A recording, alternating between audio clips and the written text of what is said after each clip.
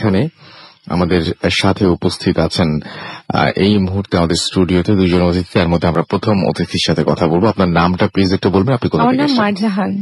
মারজাহান, আপনি এসেছেন কোথেকে? আমি মিরপুর পল্লবী থেকে। মিরপুর পল্লবী থেকে। আপনার ঘটনা শুনি আমরা।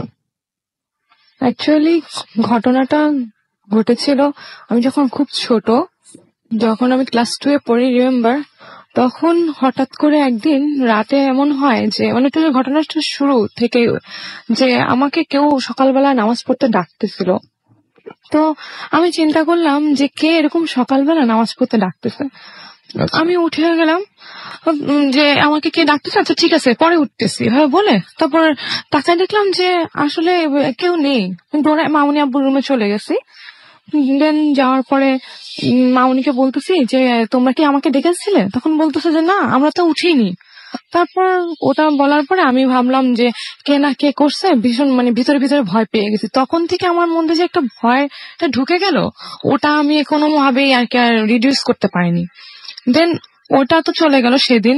তার কিছুদিন পরে থেকেই আবার আমার নানু আসছিল এরা মাঝখানে।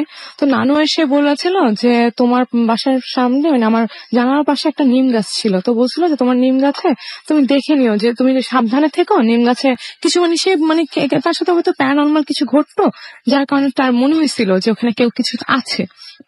যখন ওটা নোটিস করে আমি তো মনে নিজে ভাবতাম যে আসলে কি এরকম আছে না, আমি নিজে নিজে আরো ভয় পেয়ে গেছি, যেহেতু ওই ঘটনাটা আমার ঘটে গেছে। দেন ওটার পরে বললাম যে মাউনিকে বললাম যে মাউনি এরকম এরকম নানু তো এসব বলছে। যখন কি মাউনি বললি যে না তো ওসব কিছু না, তুমি এসব দিও না। পরের দিন এরকম মাঝখানের মধ্যে এরকম হয়েছে যে আমি রাতের মধ্যে মিষ্টি খেতাম অনেক।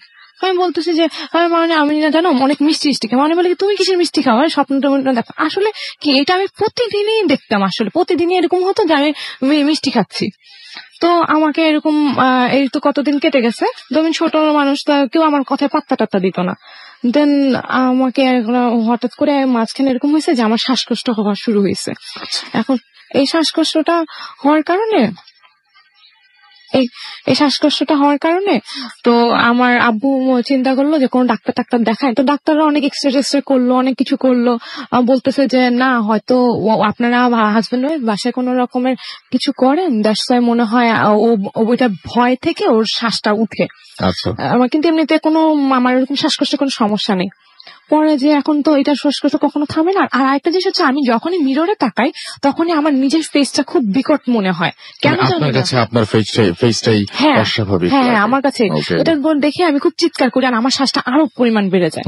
তো আমার একটা হুজুর আন্টি ছিল, হুজুর আন্টি আমাকে দেখে বলতো যে তুমি এমন কি দেখতেছো? আমার মাউনি বলতো যে জানি না ও ঠিক কি দেখে আর কিসের জন্য এরকম চিৎকার করে। আর টিচাররা আসলেও হঠাৎ করে এরকম উঠে যেত আর বলতো যে মনে হয় পড়ার ভয় এরকম করে। আসলে এরকম পড়ার ভয় না, আমার আসলেই হতো, কিন্তু কেউ বিশ্বাস করতো না এটা। তো ওটা গেল। পরে যে আব্বু চিন্তা করলো যে এবার হুজুর ডাকি, দেখি হুজুর ডেকে কিছু হয় নাকি। তো হুজুর ডাকছে, ডাকার পরে এরকম ঢালো টালো। তো হুজুর বলতেছে যে ওর সাথে কেউ কিছু আছে।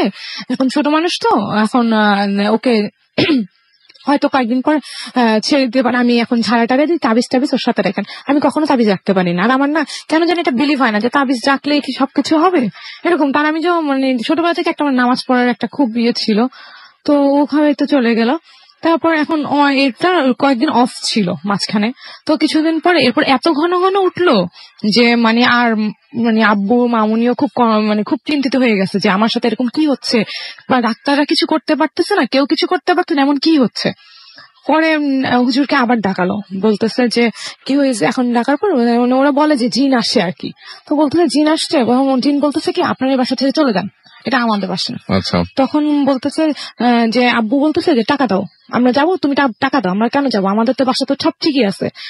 অ্যাকচুয়ালি এটা হয়েছে না, আমরা ওই বাসাতে কিনতাম, এমন একটা ইয়ে হয়েছিল। তো পরে যে এটা বলার পর এখন আব্বুর তো খুব ভয় ঢুকে গেছে, যেখানে আমার বাচ্চারা ভালো থাকবে না সেখানে আমি এটা কিনে কি করবো। তারপরে আব্বু বলতেছে যে না, আমি তো এটা ছাড়বো না, তুমি আমাকে টাকা দাও, তারপর আমি ছাড়বো। একটা ফানি টাইপের কথা আর কি। তারপরে ওই বলতেছে যে না, যদি না যাও তাহলে ওকে আমি রিয়েক্ট করবো, ওকে খুব প্রেশারের মধ্যে রাখতে থাকবো। তো এটা বলার পর আব্বু ভয় পেয়ে আমরা আসলে এটা সুইচ করি বাসাটা থেকে। তো সুইচ করার পরে আমি ভাবলাম যে আব্বু, সবাই ভাবলো যে এবার যা চলে গেছে, ওইটাকে আর কি আমাদের বাসায় এভাবে বলে যে বলা বলে, তো বলছি বলা চলে গেছে আর আসবে না, আর তুমি এখন রিল্যাক্সে থাকো মাউনি, তোমার আর কোনো প্রবলেম হবে না। যখন এ বাসায় আসছি আমি ভাবলাম যে আসলে ঠিক হবে, তো অনেক 1-2 বছর কেটে গেছে, আমার কোনো প্রবলেম হয়নি।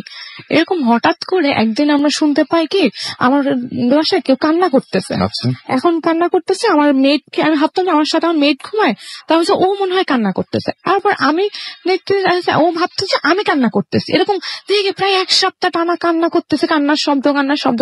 এখন আমি ভাবতেছি কি ও মনে হয় বাবা মা ছেড়ে আসছে, হয়তো এই জন্য কান্না করছে। আমি ওকে বলতেছি কি যে তো এই তুমি কি কান্না করতেছো, তুমি কেন কান্না করতেছো? ও বলতেছে কি আরে না আপু, ও সঙ্গে সঙ্গে উঠে বলে কি আপু আপনি মনে হয় কান্না করেন, আমি প্রতিদিনই কান্না। আমিও তো শুনি কান্নাটা কোত্থেকে আসে। তো আমরা দরজা খুলে দেখি কি কেউ নেই। আমরা তো তখন মানে আরো ভয়, আর আমার সাথে তো আগে এরকম ঘটনাগুলো ঘটছে।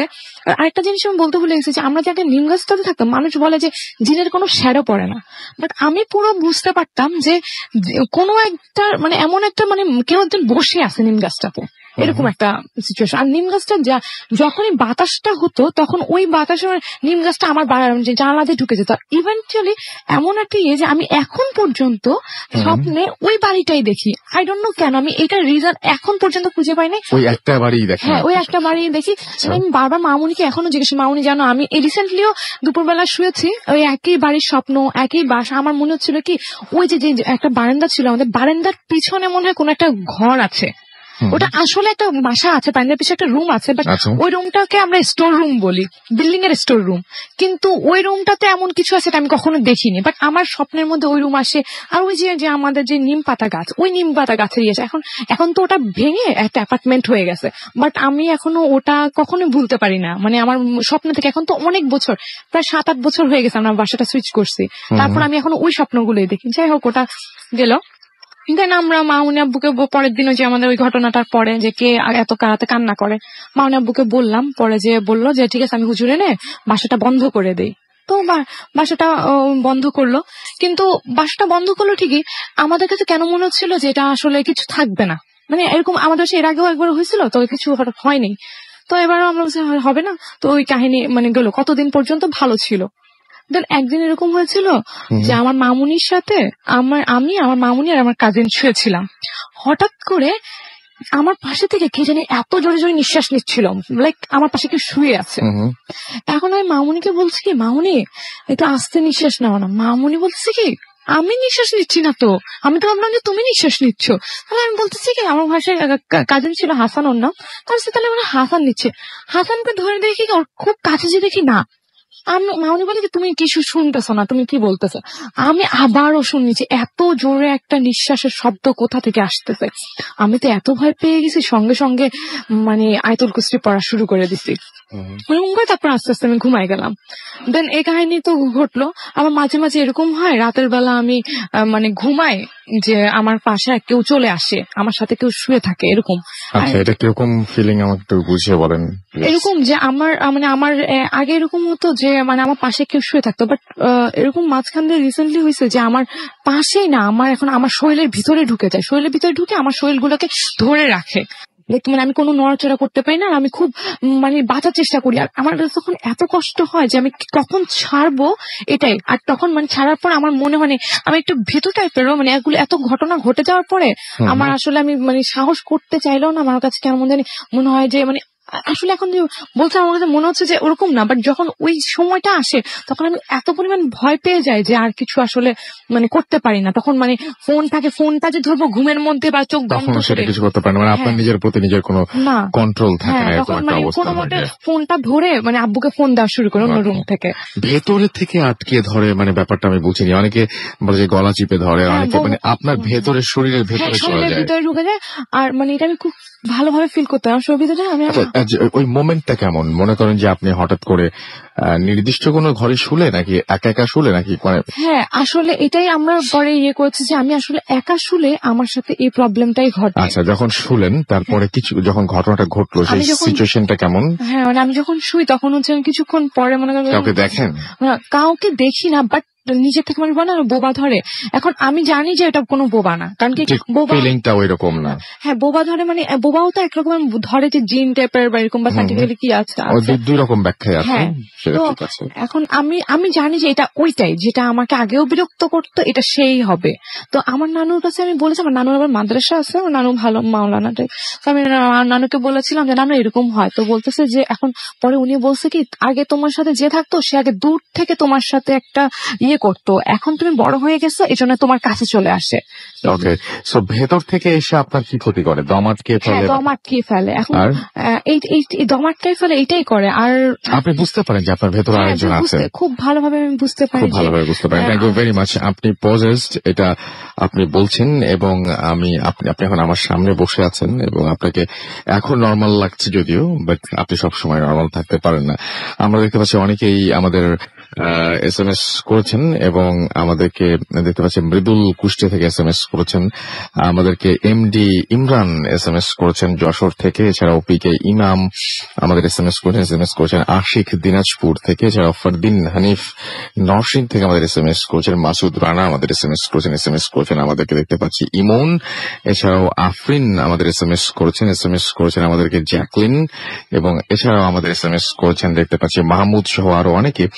আমাদের অনেকের কাছে এই প্রথম স্টোরিটা ভালো লেগেছে, কারো কাছে হয়তো ভালো লাগেনি। আমরা এখন যেটা করব সেটা হচ্ছে আর একটা ঘটনা পড়বো, এটাও অনেকের কাছে ভালো লাগবে, অনেকের কাছে হয়তো ভালো লাগবে না।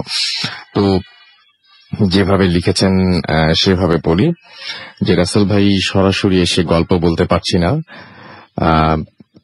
তাই লিখে পাঠালাম আমার জীবনের ধ্রুব সত্য।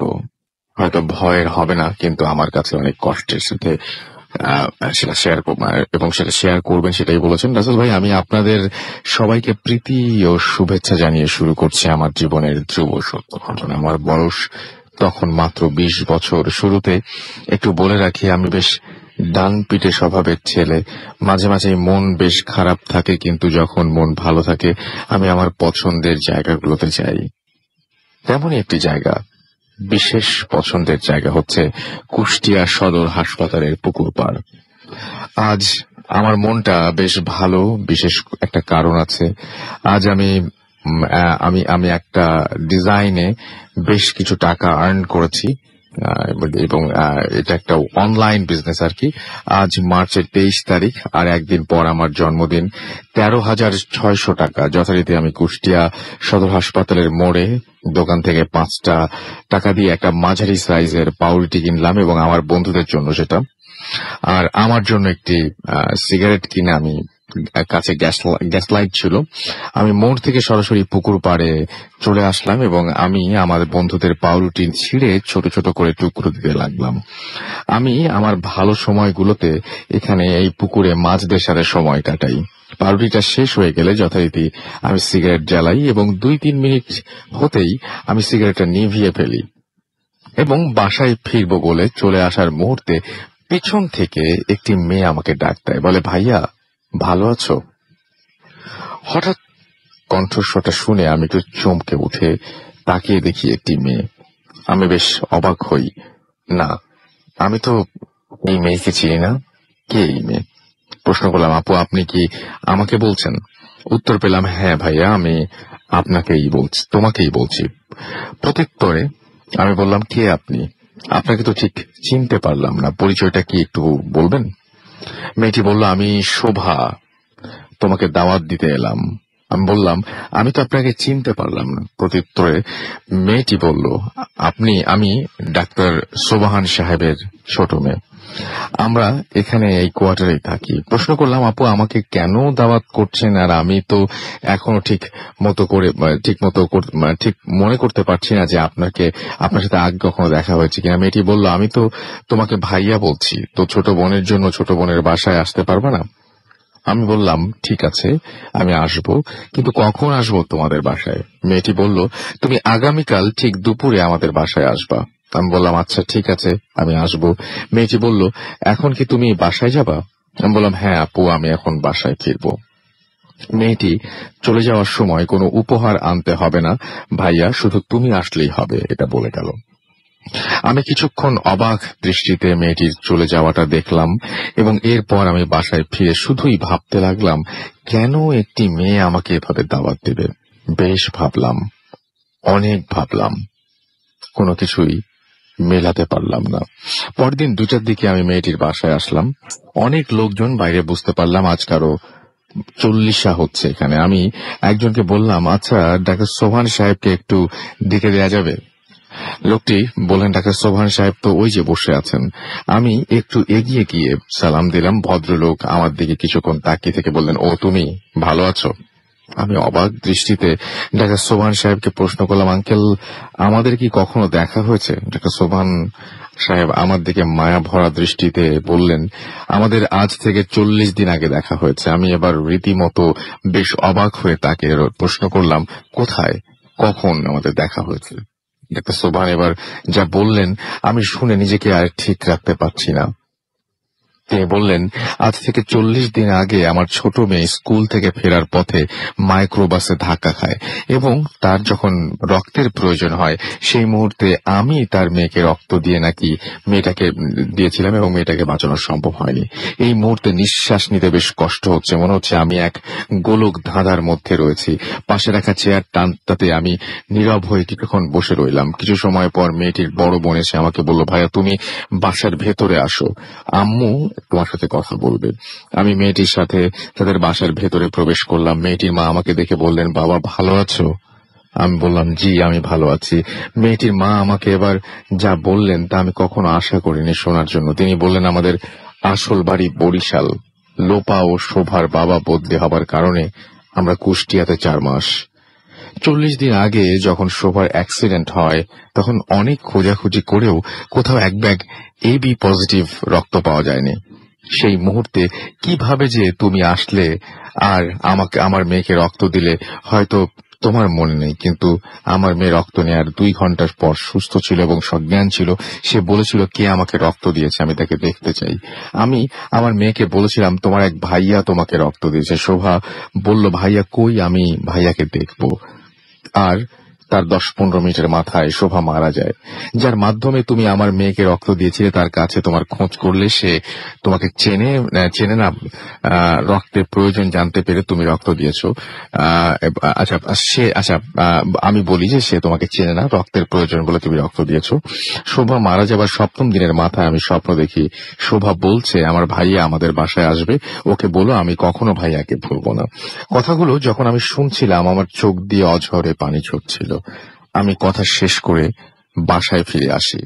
কোনোভাবেই শান্তি পাই না, শুধু ভাবি, ইস একটু যদি মেয়েটার সাথে দেখা করে আসতাম। এখানে বলে রাখা ভালো, আমি যাদেরকে এ পর্যন্ত রক্ত দিয়েছি তাদের কখনো দেখিনি, হাতে গোনা পরিচিত 2 জন বাদে। আর একটি কথা, আমার বোনটির সঙ্গে এখনো আমার কথা হয়। ঘটনা আমাদের পাঠিয়েছেন কুষ্টিয়া থেকে আমাদের একজন লিসেনার, এবং ঘটনাটা একটু অন্যরকম। নামটা হচ্ছে SK নাইম সরওয়ার, কুষ্টিয়ায় থাকেন তিনি। এরপরে তিনি তার ফোন নাম্বার দিয়েছেন। আশা করছি আপনাদের ভালো লেগেছে এবং গল্পটা নিয়ে একটু ভাবতে থাকুন। এবং এখনো তাদের কথা হয় সেই পুকুর পাড়ে গেলেই। আপনাদের মধ্যেও অনেকে ব্লাড ডোনেট করেন, কেউ কেউ হয়তো চেনেন, কেউ হয়তো চেনেন না, কখনো হয়তো কারোর সাথে কোনোদিন দেখা হয়নি, কিন্তু এইরকম একটা ঘটনা খুব অদ্ভুত না? ব্যাপারটা কেমন লাগলো সেটা SMS করে জানান আমাদেরকে ফেসবুকে। ফিরে আসছে একটা ছোট্ট বিরতির পরে। স্টে টিউন টু রেডিও ফুর্তি এন্ড ডোন্ট স্টপ দ্য ফুর্তি।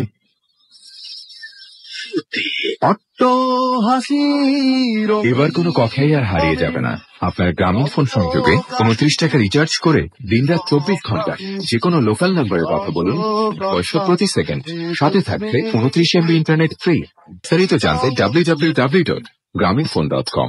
চলে বহুদূর গ্রামীণ ফোন। এবার কোনো কথাই আর হারিয়ে যাবে না।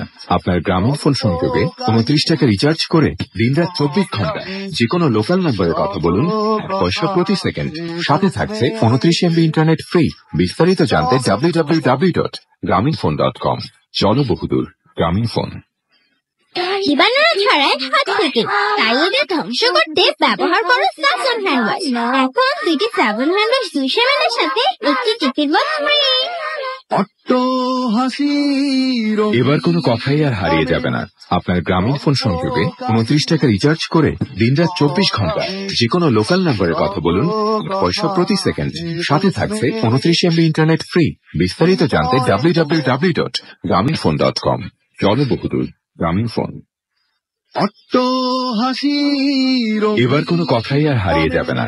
আপনার গ্রামীণ ফোন সংযোগে 29 টাকা রিচার্জ করে দিনরাত 24 ঘন্টা যে কোনো লোকাল নম্বরে কথা বলুন, পয়সা প্রতি সেকেন্ড। সাথে থাকছে 29 MB ইন্টারনেট ফ্রি। বিস্তারিত জানতে www.graminphone.com। জনবহুল। 33 বছর কাটলেও কেউ কথা রাখেনি। বাজেট বলেছিল মাসে 10,000 টাকা ইনভেস্ট করলেই 5 বছরে অ্যাপার্টমেন্ট। 12টি বছর কাটলো, একটা ইটও পেলাম না। বন্ধু বলেছিল বিদেশ থেকে ল্যাপটপ আনবো তোর জন্য। 7 বছরে কত এলো গেল, ল্যাপটপ আর এলো না। যারা কথা রাখেনি তাদের ভুলে যান। রয়্যাল টাইগার খান বোতলের ক্যাপ করে জিতে নিন কক্সবাজারের studio apartment, laptop, Android phone, iPhone, motorcycle, bicycle সহ নিশ্চিত সব উপহার। চুমুক দিন আর পাক্কা হয়ে যা। Royal tiger. এবার কোনো কথাই আর হারিয়ে যাবে না। আপনার গ্রামীণ ফোন সংযোগে 29 টাকা রিচার্জ করে দিনরাত 24 ঘন্টা যে কোনো লোকাল নম্বরে কথা বলুন, পয়সা প্রতি সেকেন্ড। সাথে থাকছে 29 MB ইন্টারনেট ফ্রি। বিস্তারিত জানতে www.graminphone.com। জনবহুল গ্রামীণ ফোন। এবার কোনো কথাই আর হারিয়ে যাবে না। আপনার গ্রামীণ ফোন সংযোগে 29 টাকা রিচার্জ করে দিনরাত 24 ঘন্টা যে কোনো লোকাল নম্বরে কথা বলুন, পয়সা প্রতি সেকেন্ড। সাথে থাকছে 29 MB ইন্টারনেট ফ্রি। বিস্তারিত জানতে www.graminphone.com। জনবহুল গ্রামীণ phone. Radio 40, 88.0 FM. Bhoot FM. The night comes alive with Gramin.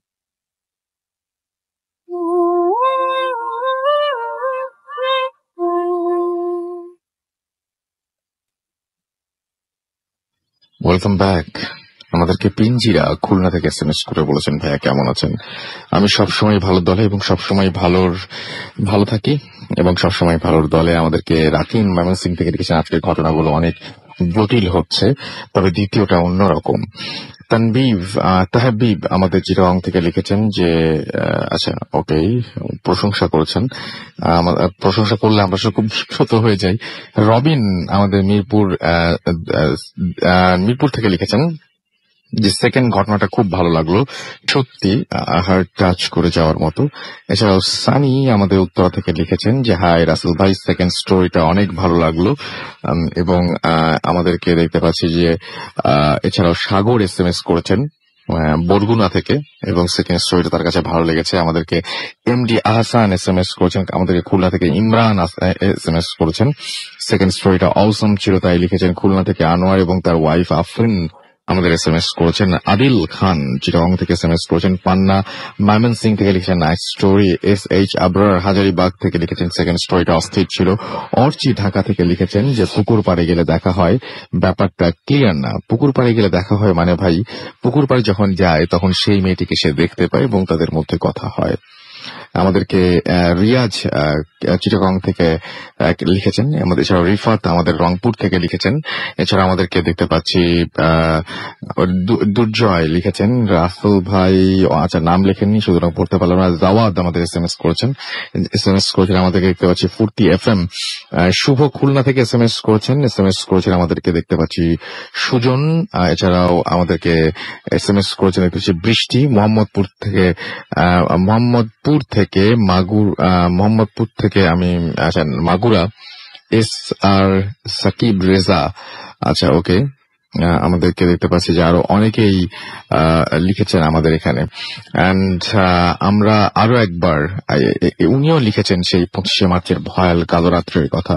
Yes, আমরা আরো একবার শ্রদ্ধা ভরে স্মরণ করছি সেই নিরস্ত্র মানুষগুলো যারা সেদিন প্রাণ হারিয়েছিল এবং মুক্তিযুদ্ধে প্রাণ দেওয়া 30 লক্ষ শহীদদের আমরা শ্রদ্ধা জানাই, বিনম্র শ্রদ্ধা জানাই ভূত এফএমের পক্ষ থেকে। এবং আমরা সম্মান জানাই তাদেরকে এবং তাদের জন্যই আজকে অর্জিত হয়েছে স্বাধীনতার ভালোবাসার মূল্যটা কতটুকু, এইটা উপলব্ধি করতে না পারলে আসলে খুব মুশকিল। এটা আসলে কেউ কাউকে উপলব্ধি করতে পারে না, নিজে থেকে উপলব্ধি করতে হয়।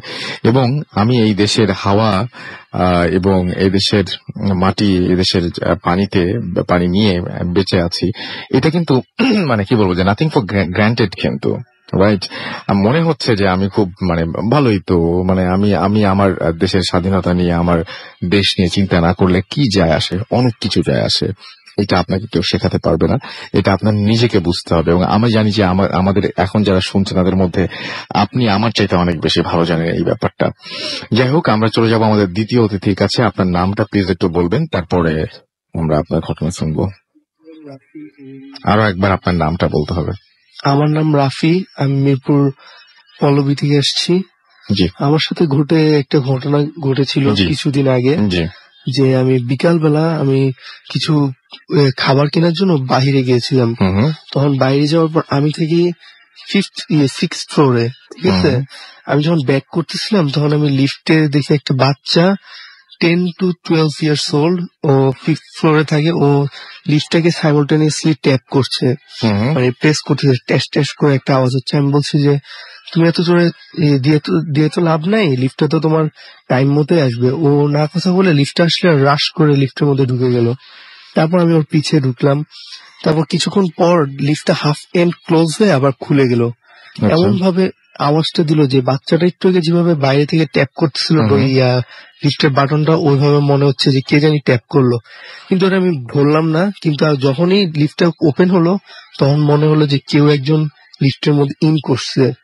আপনি নর্মালি বুঝবেন যদি কেউ লিফটে ইন করে, লিফটে একটু শেক করে, লাইক সাসপেনশন টাইপের। তারপর কিছুক্ষণ 5th ফ্লোরে যখন ছেলেটা নামলো তখন দেখলাম কি যে ছেলেটা তো দৌড় দিয়ে নেমে গেল, কিন্তু মনে হলো যে একজন নামেনি, সেখানে 2 জন নামছে। সেটা তো তখন আমি এত ভয় পেয়েছি যে আমার হাতের লোম টোম খাইয়ে গেছিল। তখন আমি 6th ফ্লোরে যেয়ে বাসায় যে কারোর সাথে শেয়ার করে নিয়ে মনে করছি সবাই ঠাট্টা করবে বা ফাইজলামি করবে যে বানিয়ে বলছে এরকম কিছু। তারপর কিছুদিন পর শেষ হওয়ার পরে দিয়ে ফ্রেন্ড দেখলাম যে 4 তলা একটা ছেলে সেম এই জিনিসটা ফেস করছে। ফেস করার পর ওর আবার ড্যাডিকে বলছে এই ঘটনা যে এরকম এরকম হয়েছে। আমি 4 তলায় নামছি কিন্তু লিফটে কেউ ছিল না, 5 তলায় যে লিফটটা থামছে, আর আমি নিচ থেকেও কেউ যেন উঠছে এরকম একটা ফিলিং পেয়েছি। ও 5 তলায় ও দৌড় দিয়ে 5 তলায় যায়, দেখলো যে 5 তলায় কেউ নামে নেয় আর কেউ লিফটের বাটন ট্যাবও করে নেয়। কিন্তু 5 তলায় কে জানি নামলো এমন ও কিন্তু 4 তলায় নামছে, 5 তলায় যাওয়ার কোনো প্রশ্ন ওঠে না। পরে দিয়ে এটা যে ম্যানেজারকে বলা হয়েছে যে অ্যাপার্টমেন্টে যে এরকম এরকম সমস্যা, এটা আরো কয়েকজন ফেস করছে, এটা কি আসলে লিফটের সমস্যা না অন্য কিছু। পরে দিয়ে টেকনিশিয়ানদের আনার পর লিফটের দেখলো যে বললো যে না কোনো সমস্যা তো, কোনো ম্যাল ফাংশনিং বা কিছু হচ্ছে না, এটা একেবারে ঠিকই আছে, যে এরকম না যে এই সমস্যা ওই সমস্যা। আর লিফটটা ছিল নিউ, এই জন্য কোনো সমস্যা হতেও পারে না। তারপর দেয়া এটা আর চেপে গেল, কেউ তুললো না ঘটনাটি। তারপর দিয়ে কিছুদিন পর আমার মাথায় আসলো যে না এটা তো হতে পারে না, আমি তো ফিল করছি যে কেউ উঠছিল, আর এটা তো আমি একা ভিকটিম না, আরো 2-3 জন এরকম ফেস করছে। পরে দারোয়ানকে যে জিজ্ঞেস করলাম যে চাচা এই বিষয়টা কি, চাচা বলতে কোনোভাবেই রাজি না যে এরকম এরকম। অনেক কষ্ট করে তাকে ম্যানেজ করে বললো যে তোমরা আসার আগে 5 তলায় একটা লোক থাকতো, লাইক 40 years old, তিনি লিফট যখন নতুন লাগাইছিল তখন এরকম লিফটের মধ্যে যখন 5 তলায় যাচ্ছিল তখন লিফটটা হঠাৎ করে স্টপ হয়ে গেছিল, স্টপ হয়ে ডাইরেক্ট 2 আর 3 ফ্লোরের মাঝখানে এটকে গেছিল, মানে হাফে এটকে ছিল। পরে দিয়ে তিনি যখন লিফটটাকে হাত দিয়ে টান দিয়ে খোলার সময় তিনি 3rd ফ্লোরে বের হতে চেয়েছিল উপর দিয়ে, লিফটটা আবার ঠাস করে পড়ে গেছিল, তখন উনি ওনার বুকে চাপস খেয়ে রিপস ভেঙে উনি ওখানে ইন্তেকাল করেছিল। তারপর থেকে এই ঘটনাগুলো শুরু হয়েছে। দারোয়ান এসব জানে কিন্তু কেউ বলে না, কেউ ভয় পাবে বা সামথিং লাইক দ্যাট। সো এই ছিল আপনার ঘটনা। Thank you very much. আমরা আমাদের পরবর্তী ঘটনায় চলে যাব, আপনার কাছে আরো একবার ফিরে আসবো। আপনি আরো একটা ঘটনা বলতে চাচ্ছিলেন, সেই ঘটনাটা আমরা একটু শুনে নিই। জি বল। আসলে আমার যে বলেছিলাম যে তখন আর কি আমার যে কেউ আমাদের পাশে এসে শুয়েছিল, তো তারপর থেকে আবারও হুজুর ডাকা হলো, হুজুর ডেকে সব ঘর বন্ধ করা হলো। তো ভাবলাম যে কিছুদিন কিছুদিন আর ওই হুজুর ডাকার ঠিক এক সপ্তাহের মাথায় এরকম ঘরটার বন্ধ থাকে, তো কেউ কেউ কোনো ডিস্টার্ব করে না। দেন এরপর আবার সেই ডিস্টার্বটা শুরু হয়। তো এরকম ভাবলাম যে হয়তো এবার সব রিডিউস হয়ে গেছে, কোনো প্রবলেম হবে না। একদিন আমার খুব জ্বর, আমি আব্বুর সাথে শুই, তখন আমি মেবি ক্লাস 9-10 পড়ি। তো আব্বুর সাথে শুই জ্বরের ভিতরে। তো আব্বুর যে খাটটা আছে তার এক কর্নার, আব্বু তো একদম যেখান থেকে খাট থেকে নামে এই সাইডটাতে শুয়ে, আমি অপোজিট ছিল, ওটা ওয়ালের সাথে। তো আমি এটা কয়েকবার বুঝতে পারলাম যে আমি ওই সাইডে শুলে কোনো রকম একটা প্রবলেম হয়, কেউ আমার সাথে শুয়ে থাকে, মানে ওই সাইডটাতে শুলে।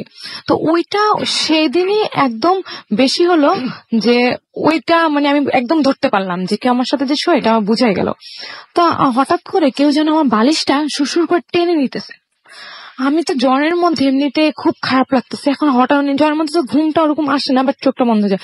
তখন বুঝতে পারলাম যে না, আসলে আমার প্রতিদিনের যে ধারণাটা ছিল ওটা ভুল ছিল না, ওটা আসলে কেউই থাকে। দেন পরবর্তীতে যখন আমার আব্বুকে বললাম যে আব্বু তুমি কি আমার বালিশ টানতেছো, আব্বু বলে যে না, খুব এগুলো বলতেছে যে না আমি তো কোনো বালিশ টালিশ টানতেছি না। দেন বলতেছে যে আসো তোমাকে আমি ফু দিয়ে দিই, তাহলে আর কিছু হবে না। তো মিনিটের মধ্যে আমার শ্বাসটা অনেক বেড়ে গেল, যে এমন কি হইলো, আমি এত পরিমাণ ভয় পেয়ে গেছি যে আমি আর নিজেকে আর কন্ট্রোল করতে পারি নাই। না আমার এরকম হয় যখনই আমি এরকম কোনো আমার সাথে ইনসিডেন্ট ঘটে আর আমার শ্বাস বেড়ে যায়, তো আমরা আগে থেকে রিয়েলাইজ করি যে ওটা নিশ্চয়ই আমার বুকের উপরে এসে বসে আর আমাকে ধরে ফেলে, যার সাথে আমি আর শ্বাস নিতে পারি না। সেম ঘটনা ওই দিনে হয়েছে, আমার পাশে আসছিল, আমার ভিতরে ঢুকে গেছিল, আমি আর শ্বাস নিতে পারিনি। পরে আব্বু আমাকে আয়াতুল কুরসি ফুট দিয়ে দিল। দেন আলহামদুলিল্লাহ সেদিন রাতটা তো আমার ভালো মতন কেটে গেছে। তো ওই দিনের পর থেকে আমাকে আর একা টাকা শুইতে দেওয়া হয় না, আমি আর কি শুই না, আমি খুব ভয় পাই এখন পর্যন্ত। তো মামুনিকে নিয়েই আমি আর কি অ্যাকচুয়ালি শুই, আর যখনই একা শোয়ার চেষ্টা করি তখনই এরকম কোনো না কোনো কিছু আমার সাথে ঘটেই যায়। ওকে, সো এই ছিল আপনার ঘটনা। আচ্ছা ঠিক আছে, সো আমরা পরপর দুটো ঘটনা শুনলাম আপনার। আমাদের ইন্টারনেট প্রবলেম হচ্ছে, একটা ব্রেক নিয়ে আসি এবং ব্রেকের পরে আবারও ফিরে আসছি। সেই পর্যন্ত আপনাদের সঙ্গেই থাকুন। তার আগে জানিয়ে যাই যে আগামী সপ্তাহে আমাদের ইচ্ছা আছে যে আমরা কিছু টেক্সট পড়তে পারবো অবশ্য। আমাদের ইচ্ছা আছে যে আমরা গাজীপুর থেকে ভূত এফএম করবো, সুতরাং ঢাকা এবং গাজীপুরে যারা রয়েছেন তারা আমাদের প্রচুর ঘটনা পাঠান, সমস্ত বাংলাদেশ থেকে পাঠাতে পারেন। এবং আমরা যে আমাদের আগামী এপিসোডটা আমরা অনেক বেশি স্পেশাল করতে চাই। আমি দেখতে পাচ্ছি যে মালিহা গাজীপুর থেকে আমাদের SMS করছে। ও মাই গড, আমরা গাজীপুরের কথা বলছি, আপনি গাজীপুর থেকে লিখেছেন যে সেকেন্ড স্টোরিটা অসম ছিল। আমাদেরকে দেখতে পাচ্ছি যে রাস্ত্রী লিখেছেন অনেকদিন পর লাইভ ভূত এফএম শুনছেন তিনি, ওয়েলকাম ব্যাক। লাইভ শুনতে হবে, কারণ লাইভ শোনাতে যে মজা আছে অন্য কোনো কিছুতে এত বেশি মজা নেই। জয়ী আমাদের SMS করেছেন আমাদেরকে, মিশরি সহ আরো অনেকে। এবং এছাড়াও দেখতে পাচ্ছি যে আমাদের এখানে SMS করেছেন আরো অনেকে। এবং আমি বললাম যে ইন্টারনেট প্রবলেম হিসেবে ব্রেক নিয়ে আসি, বরং ব্রেকের পর আবারও ফিরে আসি। সেই পর্যন্ত আমাদের সঙ্গে থাকুন। স্টে টিউন টু রেডিও ফুর্তি এন্ড ডোন্ট স্টপ দ্য ফুর্তি।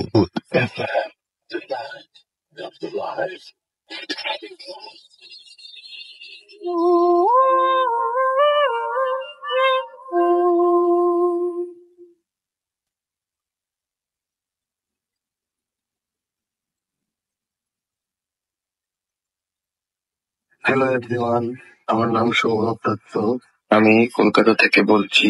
আমার জীবনে কিছু ঘটনা ছিল যেগুলো আমি আপনাদের এই রেডিও ফুর্তির ভূত এফএম এ শেয়ার করতে চাই।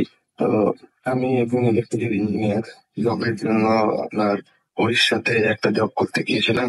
তো সেখানে আমরা কয়েকজন বন্ধু মিলে ঠিক করি যে আমরা বাইরে থাকবো। ওখানকার কোয়ার্টার আমাদের ঠিক ভালো লাগছিল না তখন, তো বাইরে থাকার প্ল্যান করে আমরা একটা বেরোলাম।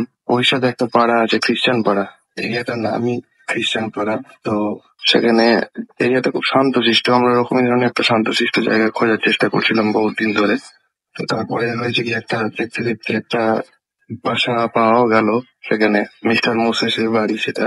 ওনারা থাকতেন না এই বাড়িটাতে কেউই, ওরা সবাই ভুবনেশ্বরে থাকতেন। আমরা ভাড়া পেয়েও গেলাম, যে যার মতো রুম শেয়ার করে নিলাম। বাড়িটাতে অনেক কটা রুম ছিল বাইরে, আমরা নিজের মতো রুম শেয়ার করলাম এবং আমরা সেখানে যথারীতি থাকতে আরম্ভ করলাম। তো আমরা জানতাম না বাড়ির পেছন দিকটা লক করে রেখেছিলেন ভদ্রলোক, আমাদেরকে চাবি দেননি তার, কিন্তু আমরা চাবি কখনো চাইও নি, আমাদের প্রয়োজন হতো না বাইরের দিকটা যাওয়ার, কারণ আমরা সারাদিন প্রাইভেট কোম্পানির জব করতাম, বাইরে সারাদিন থাকার পর আর এসে ইচ্ছা করতো না যে কোনো কিছু করি। তো সেই জন্য আমরা নিজেদের মতো থাকতাম, থেকে এসে খাওয়া দাওয়া করে শুয়ে পড়তাম বা কখনো বাইরে থেকে খেয়ে এসে রাত্রেবেলাতে শুয়ে পড়তাম, একটু টিভি দেখে একটু জাস্ট নিজেদের মতো একটু সামান্য রিল্যাক্স করে শুয়ে পড়তাম। আমাদের লাইফটা এরকমই ছিল। হ্যাঁ, একমাত্র রবিবার দিন আমরা সবাই রোববার বিভিন্ন জায়গায় ঘুরতে যেতাম, গাড়ি ড্রাইভার ছিল সঙ্গে, অসুবিধা হতো না। তো একদিন হয়েছে কি রাসেল ভাই, একদিন হঠাৎ করে আমাদেরই একজন কলিগের শাদি ফিক্সড হলো আর কি। তো সে ছিল খ্রিস্টান। তো যাই হোক, তারা সবাই এবার নিমন্ত্রিত হয়ে সবাই, আমাদের সবাই নিমন্ত্রণ ছিল আর কি সে টাইমে।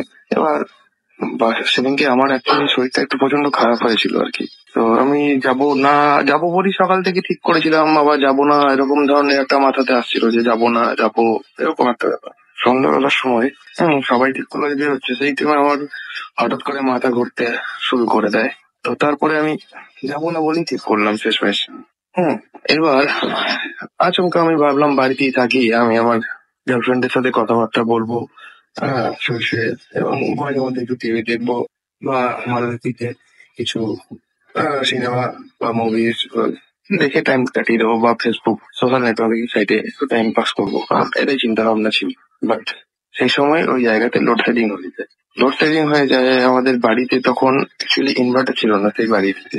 হ্যাঁ, ইনভার্টার ছিল না, তো আমরা জাস্ট ক্যান্ডেল লাগিয়েই কাজ চালিয়ে নিতাম। তো যথারীতি ক্যান্ডেল জ্বালানো হলো। হ্যাঁ, সেদিনকে রাত্রেবেলাতে আমাদের যে কুক ছিলেন মিস্টার গৌতম মিশ্রা, তো সেও সেই মুহূর্তে সে কলিগের শাদিতে চলে যায়। সেখানে আমাদের রাতের খানা পিনা সবকিছু নিজেকেই বানিয়ে নিতে হবে, এরকম ভাবে আমরা ঠিক করেছিলাম যে আমি বানিয়ে নেবো, আমি কোনো ক্রমে নুডলস বানিয়ে নেবো, এটাই আমি ঠিক করেছিলাম। তো কি হলো রাসেল ভাই, তারপরে আমি যখন নুডলস বানাচ্ছি তখন মনে হচ্ছে পেছন থেকে কে যেন কার যেন নিঃশ্বাস পড়ছে ঘাড়ের কাছে, আর মোমবাতিটা সমানে তার ইয়েতে দুলছে, অথচ আপনার সেই সময় কোন রকমের হাওয়ার কোনো একটু গাছের পাতা পর্যন্ত নড়েনি, এত বিভৎস গুমট গরম ছিল। আর হাওয়াটা যে আমার গায়ে পড়ছিল প্রচন্ড পরিমাণে ঠান্ডা হাওয়া, প্রচন্ড পরিমাণে ঠান্ডা, পুরো মনে হচ্ছে বরফ থেকে কেউ যদি মুখে বরফ নিয়ে যদি কেউ যদি ফু দেয়, বা অ্যাকচুয়ালি যদি মানে এসির ঘামে ভিজে এসে রোদে গরমে ঘুরে এসে যে এসির ঠান্ডা হাওয়াটা যদি কখনো গায়ে লাগে, সেই হাওয়াটা যেমন লাগবে আর কি, ঘামে সোয়েট করা বডিতে যখন ঠান্ডা হাওয়াটা যদি লাগে সেরকম লাগছিল। বুঝতে পারিনি, অতটা কেয়ারও করিনি অ্যাকচুয়ালি। আমি তখন নুডলস তৈরি করার সাথে সাথে আমি আমার গার্লফ্রেন্ডের সাথে কথা বলতে ব্যস্ত ছিলাম। হলো জিনিসটা, অথচ খেয়াল করিনি, অতটা পাত্তা দিইনি। তো যাই হোক, নুডলস বানানোর পর যখন খেতে বসি তখন কেন জানি না মনে হলো যে পেছনে কেউ একজন রয়েছে। ঘুরে তাকিয়ে দেখি একটা কালো বেড়াল, অথচ ওই ঘরেতে বেড়াল ঢোকার কোনো রকমের কোনো জায়গাই নেই, কোনো জায়গায় নেই বেড়াল ঢোকার। আমি বেড়াল দেখছি, বেড়াল কি করে ঢুকলো আমি চিন্তা করছি, আমি চতুর্দিক দেখা দেখি করছি, তখনও কিন্তু রাসেল ভাই ওখানে লোডশেডিং চলছে। তো তারপরে চিন্তা করলাম যে কি করা যায়, এবার একে তো বার করতে হবে, আমার তো একে ঢুকলো কোন দিকে, আমি সেটাই চিন্তায় পড়ে গেছি। তারপরে ভাবলাম হয়তো সিঁড়ির তলার যে গ্রিলটা আছে সেই গ্রিল দিয়ে কোনোভাবে ঢুকে পড়েছে হয়তো, মেবি। তো যাই হোক, আমি তাকে তাড়াবার ব্যবস্থা করার উপক্রম করতেই সে দেখলাম আর নেই সেখানে। কোন দিকে এসেছিল কোন দিকে গেল কিছুই বুঝতে পারলাম না। যাই হোক, আবার আমি আমার নুডলসে মনোযোগ করলাম। তো লোডশেডিং ছিল রাসেল ভাই, আগেই বলেছি। আমার সাথে তখনো খেয়াল ছিল না যে লোডশেডিং চলছে আর কি, তখন মানে আমি এতটাই জিএবের সাথে আমার গার্লফ্রেন্ডের সাথে কথা বলতে ব্যস্ত যে আমি তখন খেয়ালই করিনি যে লোডশেডিং। যাই হোক, আমি 2-3 বার সুইচ টেপার চেষ্টা করলাম, তারপরে খেয়াল করলাম যে এত লোডশেডিং রয়েছে। তারপরে আমি যথারীতি নুডলস খেতে শুরু করে দিই। তো তারপরে নুডলস খেয়ে যখন আমি উঠবো, ওঠার পরই সঙ্গে সঙ্গে ঘুরেই দেখি দুখানি চোখ, একদম পুরোপুরি মণিহীন চোখ, টকটকে লাল মণিহীন চোখ, দুখানা চোখ ঠিক আমার ঘাড়ের কাছেই, একদম মণিহীন চোখ। মানে আমি তখন রাহুল ভাই আমার হাত থেকে সমস্ত যে নুডলসের জন্য যে সমস্ত পাত্রগুলো আমি নিয়েছিলাম সবকিছু আমার হাত থেকে পড়ে গেছে, যে সমস্ত জিনিসপত্রগুলো আমার হাতে ছিল, স্পুন, সবকিছু আমার হাত থেকে পড়ে গেছে। এমনকি আমার হেডফোন বাজাচ্ছিল আমার বাঁ হাতে, আমার মোবাইল ফোনটাও ধরা ছিল। তো সেই মুহূর্তে সেটাও কিন্তু হাত থেকে সম্পূর্ণ পড়ে গেছে। এবং কি বলবো আমি, মানে আমি কিভাবে যে সামলালাম আমি নিজেও বুঝতে পারলাম না। হ্যাঁ, তারপরে যখন তাড়াতাড়ি করে একটা দেশলাই কাটি ম্যাচ বক্স থেকে বার করে আমি জ্বালাই, তখন আর কিছু দেখতে পাই না। আমার কাছে কেমন ডাউট হলো, আমি ভাবলাম হয়তো যে আমার শরীরটা একটু ভালো নেই। তো যাই হোক, আমি শুয়ে পড়ে যায়। হ্যাঁ, তো আমার গার্লফ্রেন্ড দিক থেকে বলছি, ফোনের ওপর থেকে বলছে কি হয়েছে, এরকম ঠক করে আওয়াজ উঠলো কেন, বাথরুম কোথন পড়ার মতো। আমি বললাম আমার মা শরীরটা তো ভালো নেই আজকে, তো উঠতে গেলাম মাথাটা ঘুরে গেল, এই সব কিছু পড়ে গেল। বললো, আচ্ছা। এই বলে ওকে গুড নাইট বলে ফোন রেখেছি। আমি আমার খাবারের জায়গায় বসে বসে করে আমি আবার শুয়ে পড়বো। পরিষ্কার করার সময় সেই একই কন্ডিশন আমি দেখতে যাবো করলাম। তখন অবশ্য মোবাইলে আমি, আমার মোবাইলে টর্চটা অন ছিল, হ্যাঁ, এবং মোবাইলে আমি গান শুনছি। বিশ্বাস করেন রাসেল ভাই, মানে কি বলবো আমি জানি না, মানে অদ্ভুতের চেয়ে অদ্ভুত আর কি একটা ব্যাপার। আমার মোবাইল ফোনে আমি বরাবর ওই গানগুলো আমি শুনি আর কি। মানে আমার কিছু প্রিয় গান আছে, হ্যাঁ, তো প্রিয় গান আপনাদের বাংলাদেশের তপুর কিছু গান আছে, আমার খুব প্রিয় সেগুলো বরাবরই আমি শুনি। তো সেই গানগুলো আমি চালিয়েছিলাম। তো কোনোদিন রাসেল ভাই ওই গানগুলো আটকায় না, সেদিনকে সমানে আটকে আটকে যাচ্ছিল, আর সমানে আমার পিঠে একটা ঠান্ডা হাওয়া করছিল। আমি বুঝতে পারলাম না, আমি মোবাইলটা ভাবলাম আবার সুইচ অফ করে সুইচ অন করি। সুইচ অফ যেই করেছি, সুইচ অফের সঙ্গে সঙ্গে মোমবাতিটাও নিভে গেছে। কি করে আমি জানি না রাসেল ভাই। তো তারপরে আমি মোবাইল সুইচ অন করার চেষ্টা করছি, কোনোভাবেই সুইচ অন করতে পারি না। এদিকে ম্যাচ বক্স আমি কোথায় রেখেছি তাও আমি খেয়াল করতে পারছি না, যে ডাইনিং টেবিলে রেখেছি না কিচেনেই আছে। আমি জাস্ট কিছুই বুঝতে পারছি না, মাথা থেকে কিছুই আসছে না। হ্যাঁ, জাস্ট কোনো ক্রমে হাতে হাতে হাতে হাতে হ্যাঁ খোঁজার চেষ্টা করলাম। তো সেখানে দেখলাম একটা কি বস্তু, ঠান্ডা, খুব ঠান্ডা, মানে লোহার যদি জিনিস আমি যদি কখনো যদি টাচ করে থাকি, তো একটা গরমকালের সময়, তাও আবার কিচেনে, কিচেনে একটু বেশি টেম্পারেচারটা একটু বেশি থাকে সাধারণত। তো অত ঠান্ডা কোনো লোহার জিনিস বা কোনো মেটালিক জিনিস অত ঠান্ডা হওয়ার কথা না। কি একটা ঠান্ডা জিনিস আমার হাতে দেখলাম, আমি হাতটা সরিয়ে নিলাম। হ্যাঁ, আগতে গতে আমার সেকেন্ড একটা মোবাইলে রিং বেজে উঠেছে। আমার বাড়ি থেকে সেই মুহূর্তে ফোন করেছিল। হ্যাঁ, বাড়ি থেকে ফোন করেছিল, দেখাচ্ছে আমার বাবা ফোন করেছে। আমি যখন রিসিভ করছি তখন অন্য একটা ভাষাতে কথা, যে ভাষাটা আমি বুঝতে পারিনি রাসেল ভাই, ভাষাতে কথা। তো আমি আমার ফোনেতে অটোমেটিক কল রেকর্ড যে অপশনটা ছিল, সেই অপশনটা এখনো আছে আর কি।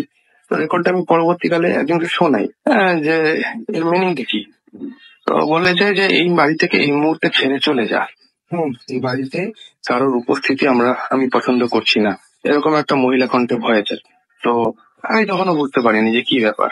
তো সেদিনকে রাত্রেবেলাতে, মানে সরি, মানে এর আগে আরো কিছু ঘটনা আছে, এই ঘটনাটা তারপরে কিছুক্ষণ পরে হঠাৎ করে একটা সাদা একটা বস্তু রান্নাঘরের জানলার পাশ দিয়ে হুসুস হুসুস করে সরে গেল। অথচ ওই এরিয়াতে কোনো চোর নেই, কোনো ডাকাত নেই, জীবনে কোনোদিন চুরি হয় না, চুরি করার মতো কিছু থাকেও না রাসেল ভাই আমাদের মেসেতে। ওরকম গন্ডগোল হলো।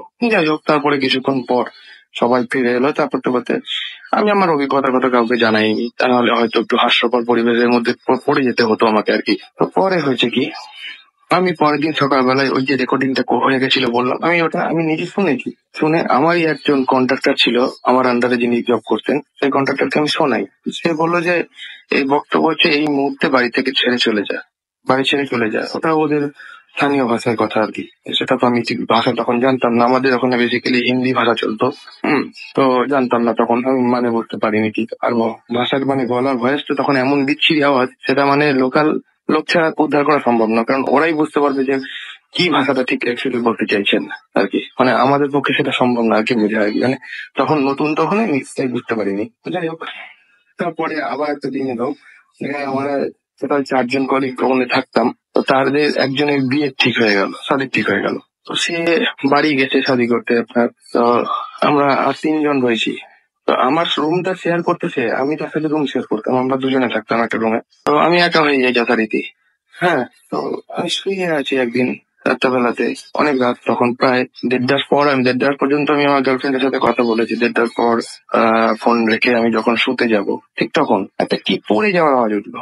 তাকিয়ে দেখি আমার খাটের পাশে একটা ছোট টেবিল থাকতো, সেই টেবিলে ল্যাপটপ আর জলের বোতল থাকতো একটা। তো দেখলাম টেবিলটাই উল্টে পড়ে গেছে, বেশ জোরে আওয়াজ, ল্যাপটপ সব পড়ে গেছে, জলের বোতল পড়ে গেছে। আমি কি করে বললো, দেখলাম তো টেবিলটা তো উল্টে যাওয়ার কথা না। নিয়ে তারপরে আমি আবার একটু চিন্তিত হয়ে আবার লাইট জ্বালিয়ে তুলে রাখলাম সবকিছু। সকালবেলা উঠে দেখি আমি আর কিছু আওয়াজ পাইনি। সকালবেলা উঠে দেখি সেই টেবিলে আবার পড়ে গেছে, পড়ে রয়েছে যেমনকার। আমার ল্যাপটপের স্ক্রিন ব্রেক করে গেছে। আমি বুঝতে পারিনি কি হলো, কি আমারই সমস্যা নাকি কি হচ্ছে, কি করে পড়বে। আমার কাছ থেকে টেবিলটা কম করে 1 হাত দূরে, আমাকে জল খেতে গেলে সেটাকে নেমে তারপরে তার কাছে যেতে হবে। আমি অন্ধকারে থেকে একবারই মানে আওয়াজ পেয়ে নেমেছি, তারপরে আর নামিনি, আমি তুলে রেখেছি, তারপরে নামিনি, কি করে পড়লো। এরকম করে ওই আমার ওই রুমটার মধ্যে উৎপাত শুরু হয়।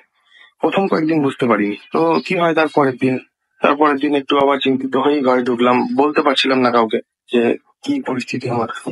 পরের দিন একটু চিন্তিত হয়ে ঘর ঢুকলাম, বেশ বেশ রাত পর্যন্ত আমি ছাদেই কাটালাম, বাড়ির ছাদে। টেরেসে। তো ছাদেতে কোনো প্রবলেম আমি কিছু বুঝতে পারিনি। তো আপনার কি বলে, রুমে ঢোকার সঙ্গে সঙ্গে দেখলাম রুমটা একটা কেমন একটা কিরকম, মানে অনেক দিনের বন্ধ ঘর থাকলে যেরকম গন্ধ হয় সেরকম গন্ধ, অথচ আমার রুম খোলা, দরজা খোলা, জানলা খোলা, সবকিছু খোলা আছে। অনেক দিনের বিচ্ছিরি একটা পচা, মানে পচা ঠিক না, ভ্যাপসা গন্ধ, ধুলোর গন্ধ। ঢুকলাম, ঢুকে জল খেতে গেলাম, জলটা দেখলাম নোনতা, বুঝলাম না কেন খাবার জল নোনতা কি করে হয়। আবার আমি বাইরের ফিল্টার থেকে চেঞ্জ করে জল নিলাম, তখন দেখলাম জল আবার ঠিক আছে, কিন্তু ওই রুমে ঢোকার পর আবার জল ঠিক, তখন দেখছি আবার সেই নোনতা। মহা সমস্যায় পড়া গেল। আমি তখন আমাদের রাঁধুনি যে ছিল, সে ছিল অ্যাকচুয়ালি হিন্দু ব্রাহ্মণদের। তাকে আমি বললাম যে দাদা এরকম এরকম সমস্যা আছে। বলছে ঠিক আছে, কোনো ব্যাপার না, তুমি শুয়ে পড়ো, কাল সকালবেলা দেখবে। আমাকে সেরকম বললো, আমি তার কথা মতো চলে গেলাম। আমার এদিকে সেদিনকে একটু ভয় করতে আরম্ভ করলো যে আমি ঘরে ঢুকলে জল নোনতা হয়ে যাচ্ছে, ঘর থেকে বেরোলে জল আবার নর্মাল। এটা কি what is this for second year. আমার পুরো মাথা কোনো কাজ করছিল না পুরোপুরি। তো আলটিমেটলি গেলাম আমি ঘরে, গিয়ে শুয়ে পড়লাম, ঘুম আসে না। কিছুক্ষণ পরে দেখলাম ফ্যানটা উল্টো দিকে ঘোরা শুরু করেছে। লাইট জ্বালিয়ে শুয়েছিলাম সেদিনকে আমি, তাই আমি দেখতে পেয়েছিলাম ফ্যানটা একবার স্টপ হয়ে গেল, স্টপ হয়ে গিয়ে উল্টো দিকে ঘোরা শুরু হলো। উল্টো দিকে যখন ঘুরছে তখন দেখছি কি বলবো আসল ভাই, ঘর যেন জীবনে কোনোদিন এরকম গাছের পরিস্থিতিতে পড়তে না হয়। একজন মহিলা, বয়স্কা মহিলা, গলার দড়ি দিয়ে ফ্যান থেকে ঝুলছে ঠিক আমার ওই খাটটার উপরে। আর তার মুখ দিয়ে চুয়ে চুয়ে রক্ত ফোঁটাগুলো এসে পড়ছে আমার বুকের উপর। আমি তো হাউমাউ করে চেঁচিয়ে আমি কি করবো আমি খুঁজে পেলাম না। সোজা গিয়ে অন্ধকারেতে, আমার রুমে লাইট জ্বলছিল, আমি রুম থেকে বেরিয়ে যে ডাইনিং টেবিলটা আছে, আমি সোজা গিয়ে ডাইনিং টেবিলের সাথে ধাক্কা খেয়ে পড়ে হাত ভেঙে আমার যাচ্ছে এই অবস্থা। তো আমি ছুটি নিয়ে বাড়ি চলে আসি। বাড়িতে এসে কোনো প্রবলেম কিছু ফেস করিনি রাসেল ভাই। পরবর্তীকালে ওখানে ফিরে যেতে আমার ভয় করছিল। তারপরে আমি ভাবলাম যে না, ওখানে আর ফিরে যাওয়া সম্ভব না। ওখানে ওই জায়গাতে আর কোনোভাবেই থাকা সম্ভব না। আমি আবার আমাদের ওই কোয়ার্টার দিয়েছিল আমাদের, সেই কোয়ার্টারে আবার আমি ফিরে যাই। তো অ্যাকচুয়ালি আমি ব্রাহ্মণ না। আমি ব্রাহ্মণ না, তো আমার সব কিছু জানা নাই ওই সমস্ত পরিস্থিতিতে পড়লে কি করা উচিত বা কি করা উচিত না। কিন্তু আর বাদ বাকি যারা ছিলেন তারা সবাই ব্রাহ্মণ, তো তাদের কাছে কিছু প্রবলেম ফেস করতে হয়নি তাদের, কিন্তু আমাকে অনেক কিছু প্রবলেম ফেস করতে হয়েছিল। তারপর আমি ফিরে গিয়ে আমি ওখানে আমার আরেক কলিগকে ব্যাপারটা আমি জানাই। সে খুব বিশ্বস্ত, আমার সঙ্গে খুব ভালো বন্ধুত্বপূর্ণ ব্যবহারটা। তো তাকে আমি জানাই, তো সে বলে যে ওই বাড়িটি মিস্টার মোসেসের বাড়িতে মিস্টার মোসেসের ওয়াইফ জাস্ট 1 বছর হলো গলায় দড়ি দিয়ে এরকম ভাবে, তিনি একটুখানি মাথার রোগেতে ভুগছিলেন আর কি, একটুখানি হালকা, মানে কি বলবো, ওটা সাইকো পেশেন্ট ছিলেন তিনি। তো একদিন মিস্টার মোসেস বাড়িতে ছিলেন না, তিনি কোনো একটা কারণবশত, আমি সঠিক করে জানিও না কি কারণ, তিনিও বলতে পারেননি, গলায় দড়ি দিয়ে সুইসাইড করেন। তারপরে সে গলায় দড়ি দিয়ে সুইসাইড করেন বলে, তারা যেহেতু খ্রিস্টান ছিলেন, খ্রিস্টানের সব কবরতে না, খ্রিস্টানদের কবরে একটা ব্যাপার থাকে। সব কবরে সুইসাইড করা লাশ নেয় না। যে কবরে সুইসাইড করা লাশ নেয় না, সেই কবরের লাশ আপনার কোনো না কোনো উপায়ে বাইরে বেরিয়ে চলে আসবে কবর দেওয়ার পর। আমি ওই মিস্টার নন্দার কাছ থেকে শুনি, সেটা আমার ফ্রেন্ড। তো কোনো না কোনো ভাবে বাইরে বেরিয়ে চলে আসবে, হয় কুত্তায় বা শিয়ালে, কেউ না কেউ ঘুরে বার করে দেবে, বা কোনো না কোনো ভাবে, কোনো না কোনো উপায়ে, কোনো না কোনো, তাছাড়াও কোনো দ্বিতীয় উপায়ে বা ভৌতিক কোনো পদ্ধতিতে সে বাইরে বেরিয়ে চলে আসবে। এই মিসেস মোসেসেরও লাশ ঠিক একই ঘটনা ঘটেছিল। তার লাশ বারবার বাইরে বেরিয়ে চলে আসতো। 3 বার একই ঘটনা ঘটার পর ওই গোরস্থানের মানে পাদ্রী, তিনি বলেন যে এই পাপির লাশ আছে, এই পাপির লাশকে এই পবিত্র গোরস্থানেতে কবর দেওয়া যাবে না, তো একে অন্য কোথাও নিয়ে গিয়ে কবর দেওয়া হোক। সেই জন্য মিস্টার মোসেস তার বাড়িতেই তাকে কবর দিয়েছিলেন, এবং তিনি নিজেও সেই বাড়িটা ব্যবহার করতে পারতেন না তারপর থেকে, যার জন্য তিনি ভাড়া দিয়েছিলেন। তো যাই হোক, প্রচন্ড ভাবে সেরকম প্রবলেম ফেস করেছি। যাই হোক, আপনাদের কি বলবো রাসেল ভাই, ঈশ্বরের কৃপা, আল্লাহর দোয়া, যাই বলেন না কেন, গডের ব্লেসিং, যাই বলেন না কেন, তাতেই হ্যাঁ আজকে ওই ঝামেলা থেকে মুক্ত হতে পেরেছি। এই ছিল আমার স্টোরি। Thank you.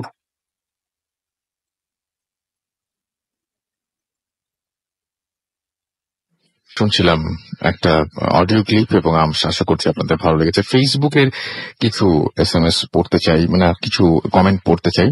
আমি দেখতে পাচ্ছি প্রথমেই যে কমেন্টে লিখেছেন আলভি HQ, ভূত, হা হা হা। বিনোদন আর বিনোদন, আমাদের জন্মের আরো কত আগে থেকে মানুষ মুনে গিয়েছে, অর্থাৎ মুন বলতে উনি চাঁদ বুঝিয়েছেন, মাঝখানে একটা ইংরেজি শব্দ। আর আপনারা এখনো ভূতে বিশ্বাসী। আসলে আলভি, একটা ব্যাপার হচ্ছে, আপনার নামটা খুব চমৎকার, আমাদের একজন এখানে আছেন আলভি নামে। তারপরেও বলি যে আসলে আমরা বহুদিন ধরেই মানুষজন চাঁদে গিয়েছেন, সায়েন্স অনেক কিছু কাজ করেছে, কিন্তু তারপরেও এখনো আমরা বেসিক কিছু জিনিস কিন্তু আমরা মেনে চলি, তাই না? এখনো পর্যন্ত মেনে চলি। এখন আমরা অন্ধকার ভয় পাই, আর আমরা কেউ এখানে বলিনি যে আমরা ভূতে বিশ্বাসী। আমরা মানুষের সাথে যে সমস্ত প্যারানর্মাল ঘটনাগুলো ঘটে, যেগুলো আপনার সায়েন্স দিয়ে আপনি কখনো ব্যাখ্যা করতে পারবেন না, সেই ঘটনাগুলো আমরা আপনাদেরকে শোনাচ্ছি, এবং সেই ঘটনাগুলো, সেই এক্সপিরিয়েন্স গুলো এখানে সবাই শেয়ার করতেন। মানুষের বিজ্ঞান অনেক দূর এগিয়েছে, সেটা তো সত্যি, কিন্তু এখনো পর্যন্ত মৃত্যু রহস্য বের করতে পারেনি। এখনো পর্যন্ত মৃত্যুর পরের যে জীবন, সেই জীবন সম্পর্কে সায়েন্স দিয়ে আপনি ব্যাখ্যা করতে পারবেন না। পুরো জিনিসটাই বিশ্বাসের উপর, আর যেখানে বিশ্বাস, সেই বিশ্বাসের জায়গায় সায়েন্স দিয়ে করতে চাইলে, মানে সায়েন্স দিয়ে সেই বিশ্বাসটাকে প্রমাণ করতে চাইলে আপনি শুধু বিপদেই পড়বেন। তো বিশ্বাসের আছে, এবং আপনি যদি, যেমন ধরুন যে আপনি যেহেতু ইসলাম ধর্মে বিশ্বাসী, ইসলামী আপনি যদি বিশ্বাস করেন কোরআন, তাহলে আপনাকে বিশ্বাস করতে হবে যে জিন আছে, রাইট? তো এই যে বিশ্বাসের জায়গাগুলো, আপনি যদি মনে করেন যে মানুষ চাঁদে যাক, মঙ্গলে গিয়ে আবিষ্কার করুক নতুন কোন জীব জানোয়ার, তাতে কিছু যায় আসে না, কিন্তু বিশ্বাসের জায়গাটা বিশ্বাসের জায়গাতে থাকবে। এইটা বুঝতে পারলে আপনিও উপভোগ করবেন। আমাদেরকে দেখতে পাচ্ছি যে এছাড়াও SMS করেছেন যে আমি নাটোর থেকে শুনছি রাসেল ভাই, কলকাতা থেকে ভাইয়া যে স্টোরিটা বলছেন সে কথা তার কাছে অনেক বেশি ভালো লেগেছে। সাদিয়া আফরিন আমাদের লিখেছেন যে ভূত FM আগের মতো ভালো হয় না। আপনি জীবনের বেশিরভাগ জিনিসই দেখবেন যে জিনিসটা অতীতে ঘটেছিল, সেই জিনিসটা বর্তমানে ঘটলে আর অতটা ভালো লাগে না। অতীতের সম্পর্কে আমাদের একটা ফ্যাসিনেশন থাকে, এবং অতীতে আমাদেরকে যদি একটা জিনিস বলা হয়, ম্যাক্সিমাম মানুষের কাছে মনে হয় যে কে মানে যদি বলে যে মানে পুরো মানে সবাই মনে হয় বলবেন যে হ্যাঁ চাই, যে কে ছেলেবেলায় ফিরতে চান, বা কে অতীতে ফিরতে চান, কে মানে আরেকটু পেছনের লাইফে আসতে চান। আমরা মানে সবাই চাইবো, মানে সেই পুরনো সময়ের অনেক খারাপ কিছু পরবর্তীতে আমাদের কাছে বেশ, আমরা মনে করি আমরা বেশি রোমান্টিক হয়ে যাই, মনে হয় যে ওই দিনগুলো কত সুন্দর ছিল। পুরনো দিন সবসময় বেশ রঙিন লাগে, এবং ম্যাক্সিমাম মানুষই আমরা অতীতমুখী, ভবিষ্যৎমুখী মানুষ খুব কম পাওয়া যায়। তো অতীতে যেটা আপনি শুনেছেন সেটার সাথে বর্তমানকে যদি আপনি মেলাতে চান, তাহলে অবশ্যই অতীত সবসময় বেশি নম্বর পাবে। এটা খুব সাধারণ একটা ব্যাপার। রাজীব আমাদের SMS করেছেন, তাই বলে বলছেন যে আমরা প্রতিরোধ নিতে চেষ্টা করছি, কিন্তু আপনি কম্পেয়ার করে দেখবেন যে ঘটনাগুলো আসলেই যে ঘটনাগুলো হচ্ছে, সেই ঘটনার সাথে আগের ঘটনা, আগের এরকম অনেক অনেক অনেক অনেক অনেক এপিসোড আছে। আমি আসলে যেদিন থেকে ভূত FM শুরু করেছি, তার পরের দিন থেকে শুনতে হয়েছে আমাকে যে গতদিনের এপিসোডটা বেশি ভালো ছিল, তো এটা অভ্যাস হয়ে গেছে। আমাদেরকে এছাড়াও দেখতে পাচ্ছি SK রাব্বি SMS করেছেন, এবং তিনি লাইট অফ করে ভূত FM শুনছেন, আমাদেরকে লিখেছেন। এছাড়াও দেখতে পাচ্ছি ফারহান সাদি, অনেকদিন পর তিনি জয়েন করলেন, ওয়েলকাম ব্যাক। এছাড়াও অদ্ভুত রিমন আমাদের লিখেছেন যে I am the biggest fan of, মানে ভূত FM এর কথা বলেছেন তিনি আর কি। দুরন্ত তানজিল আমাদের সাথে আছেন, আমাদের সাথে রয়েছেন আব্দুল্লাহ মাসুম। এছাড়াও সিম্পল বয় আমাদের সাথে আছেন, এবং তিনি বলছেন যে তার সাথে একটা সত্য ঘটনা রয়েছে। আপনি কি ইমেল অ্যাড্রেসটা বলবেন? ইমেল অ্যাড্রেসটা আপনি যে পেজে লিখছেন সেই পেজেই পেয়ে যেতে পারেন। তারপরে আপনাদের বলে দিচ্ছি ভূত FM@radiofurti.fm, which is BHWTFM@radiofurti.fm। আপনার নাম, ঠিকানা এবং ফোন নাম্বার সহ আপনার জীবনে ঘটে যাওয়া সেরা ঘটনা লিখে পাঠিয়ে দিতে পারেন, সবচেয়ে ভয়ের ঘটনা লিখে পাঠিয়ে দিতে পারেন এখানে। এবং ঘটনা শুরুতে অবশ্যই আপনি উল্লেখ করবেন যে এই ঘটনাটি আপনি স্টুডিওতে এসে শেয়ার করতে চান, নাকি আপনি চান আপনার ঘটনা আমরা পড়ে শোনাই। তাবিব আমাদের SMS করেছেন, ইথান চিটাগং থেকে মিরাজ আমাদের SMS করেছেন রংপুর কবে আসবেন এটা জানতে চেয়ে। আমি ঠিক এখনো জানি না, ইনশাল্লাহ দেখা হবে। আমাদেরকে এছাড়াও অরিত্রা আমাদের SMS করেছেন আজকের ঘটনাগুলো অনেক বেশি ভালো লাগছে, এবং তিনি উত্তরা ঢাকা থেকে আমাদের SMS করেছেন। এছাড়াও দেখতে পাচ্ছি যে আমাদেরকে SMS করেছেন হামিম, পলাশ, এবং এছাড়া আমাদের SMS করেছেন আরো অনেকেই। এখানে দেখতে পাচ্ছি যেমন MD আল মামুন দিনাজপুর থেকে SMS করেছেন, খুলনা থেকে আনোয়ার এবং তার ওয়াইফ আফরিন বলছেন যে নাও উই আর নড়াইল। আচ্ছা, নড়াইলে আছেন আপনারা, ওকে। এবং এছাড়াও দেখতে পাচ্ছি যে আমাদেরকে SMS করেছেন, দেখতে পাচ্ছি শিশির কণা খুলনা থেকে, এবং আমাদেরকে SMS করেছে, এবং তিনি বলছেন যে আমার তো ধারণা আগের চেয়ে ভূত FM এর ঘটনাগুলো আরো অনেক উন্নত হয়েছে। হ্যাঁ, আমাদের আসলে ব্যাপারটা হচ্ছে ভালো ভালো ঘটনা পেতে পেতে মোটামুটি প্রথমে তো একটু একটা মাছ চাচ্ছে একজন রাস্তার পাশে দাঁড়িয়ে, এই ঘটনা শুনে আমাদের ভয় লাগতো। এখন ওই টাইপের ঘটনাগুলো বাদ দিয়ে আরো ভয়ঙ্কর ঘটনা বেশি খুঁজতে হয়, যে এর চাইতে ভালো প্রতিদিন চ্যালেঞ্জ বেড়ে যায়। আমরা চেষ্টা করি, কতটুকু পারি সেটা আপনারা বলবেন, বাট চেষ্টা করে যাই। আমি চলে যাই আমাদের পরবর্তী অতিথির কাছে, এবং আপনি আপনার নামটা আমাকে একটু প্লিজ বলতে হবে, এবং তারপরে বলবেন যে আপনি কোথা থেকে এসেছেন। একটু কাইন্ডলি বলেন, আপনার নামটা বলেন। 1 সেকেন্ড, আরেকবার বলতে হবে। থ্যাংক ইউ রাসেল ভাই। আমার নাম মোহাম্মদ সোহেল রানা, আমি মিরপুর থেকে এসেছি, আমার দেশের বাড়ি দিনাজপুর। শুনি আপনার ঘটনা। তো এট ফার্স্ট আমি বলতে চাই আমি একজন মেডিকেল টেকনোলজিস্ট। আচ্ছা। তো সেই হিসাবে আমি গাজীপুরে একটি প্রাইভেট ডায়াগনস্টিক সেন্টারে, নাম বলবেন না কিন্তু? হ্যাঁ, নাম বলতেছি না। আমি একটি প্রাইভেট ডায়াগনস্টিক সেন্টারে জব করতাম আর কি। তো সেখানে আমি চাকরি করার সূত্রে আমি সেখানেই থাকতাম একটি আর কি ডায়াগনস্টিকের ভিতরেই একটি ছোট্ট রুমে আর কি আমাকে থাকতে দেওয়া হতো। তো আমি রুমের একটু বর্ণনা দেই। আমার রুমটা এমন জায়গায় ছিল যে সদর হসপিটালের মর্গ, যেখানে আর কি পোস্টমর্টম করা হয়। তো সেই মর্গ থেকে আমার শোয়ার রুমের দূরত্ব 14 থেকে 15 হাত। অর্থাৎ আমার জানালা খুললেই মর্গের জানালা দেখা যায়, এবং মাঝে মাঝে আমি গন্ধও পেতাম। তো যাই হোক, ঘটনা সেদিকে না। একদিন শুক্রবার আমাদের অন্যান্য স্টাফরা ছুটিতে থাকেন, আর আমি সেখানেই থাকতাম। এর জন্য আমি ওখানেই সবসময় থাকি, এবং পাশের ফ্ল্যাটে থাকতো আমার মালিক আর কি, ফ্যামিলি নিয়েই থাকতো। তো যাই হোক, শুক্রবার জুমার নামাজের ঠিক আগ মুহূর্তে আমার মালিক আমাকে চাবি দিয়ে বলল যে আমি নামাজে যাচ্ছি, আপনি কিছুক্ষণ পর গেটে তালা মেরে নামাজে চলে আসবেন। আমি বললাম ঠিক আছে। তো আমি নামাজের জন্য রেডি হচ্ছি, এমন সময় আর কি 2জন লোক আসলো এক্স রে করার জন্য। তো বলতেছে আবার একটু ইমার্জেন্সি এক্স রে করা লাগবে। আমি বললাম ভাই একটু বসেন, আমি নামাজ পড়ে আসবো, পরে আর কি এক্স রেটা করবো। তো বলতেছে না, আমার খুব ইমার্জেন্সি দরকার আর কি, ডাক্তার সাহেব দেখবেন আর কি। তো যাই হোক, পেশেন্টের আর্জি তো আমাদেরকে নিতেই হয়। আমি এক্স রেটা নিলাম আর কি। তো রীতিমতো আমি পেশেন্টকে এক্স রে রুমে ঢুকালাম, এক্স রে টেবিলে শোয়ালাম, মেশিন অন করলাম, করে আমি তার এক্স রে করার জন্য প্রস্তুত নিচ্ছিলাম। এক্স রেটা ছিল পায়ের বেসিক্যালি। তো আমি যখন এক্স রে শুরু করব, তখন পেশেন্টটা বলতেছে আপনি কি করেন? আমি বলতেছি যে আমি পায়ের এক্স রে করতেছি। কয় না, আমার পায়ে তো সমস্যা নাই, আমার মাথায় সমস্যা। তো উনি মাথায় আর কি হাত দিয়ে দেখাই দিল যে আমার এখানে প্রচন্ড পেইন হচ্ছে, আমার এখানে এক্স রে করেন। তখন আমি ভাবলাম হয়তো যে আমার দেখার ভুল হয়েছে, আমি ডক্টর প্রেসক্রিপশনটা আবার দেখে নিলাম। তো না, দেখলাম যে না, আমি তো ঠিকই দেখছি, সেখানে পায়ের এক্স রে করাই ছিল। আমি যাই হোক রোগীকে যেভাবেই হোক বুঝিয়ে এক প্রকার জোর করেই আমি আর কি পায়ের এক্স রে করলাম। তো এক্স রে করার পর আমি এক্স রে সম্পর্কে একটু ধারণা দিই। এক্স রে মেশিন থেকে রেডিয়েশন কে কাজে লাগিয়ে হিউম্যান বডি থেকে ইমেজ ক্যাপচার করা হয়, তারপরে এটা কম্পিউটারে ডিসপ্লে করতে হয়। তো আমি যখন এক্স রেটা কম্পিউটারে ডিসপ্লে করলাম, তখন আমি তার ইমেজ পাইলাম না আর কি, এক্স রেটা আসলো না, কিচ্ছু আসে নাই, শুধু একটা সাদা পেজের মতো চলে আসছে। তো আমি ঘটনাটা বুঝতে পারলাম না। আমি ভাবলাম হয়তো রেডিয়েশন ঠিকভাবে রিলিজ হয় নাই, কারণ রেডিয়েশন ঠিকভাবে রিলিজ না হলে এরকম আসে। তো আমি আবার রিপিট করতে গেলাম। আমি আবার রিপিট করার আগে আমি মেশিনটা একবার ভালো করে চেক করে নিলাম যে আসলে কোনো ফল্ট আছে কিনা। একটা ফাঁকা এক্সপোজ নিয়ে দেখলাম না, আমার রেডিয়েশন তো ঠিকভাবে রিলিজ হচ্ছে, তারপর ইমেজটা আসলো না কেন। যাই হোক, আমি পেশেন্ট যেহেতু টেবিলে শোয়ানো, আমি আর একটা এক্স রে নিলাম। আর একটা এক্সরে নিয়ে আমি আবার কম্পিউটারে ডিসপ্লে করলাম, কিন্তু আবার ইমেজটা আসলো না। এবং আগের মতোই একদম সেম অবস্থা, সেম আগের মতোই। আমার মাথায় আর কি কাজ করলো না। আমি প্রায় আমার 2 বছরের এক্সপিরিয়েন্স, এটা কেন ঘটতেছে আমি বুঝতেছি না।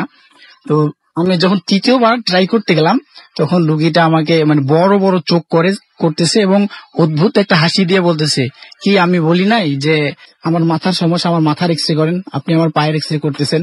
তো যাই হোক, রুগীর সঙ্গে একজন লোক ছিল।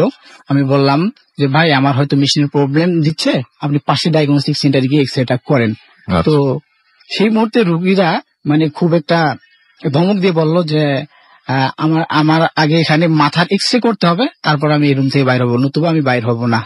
তো আমি ভাবলাম যে পেশেন্টরা যখন অসুস্থ হয় তখন এরকম একটু পাগলামি টাইপের হয়ে যায় বা অন্য আচরণ করে।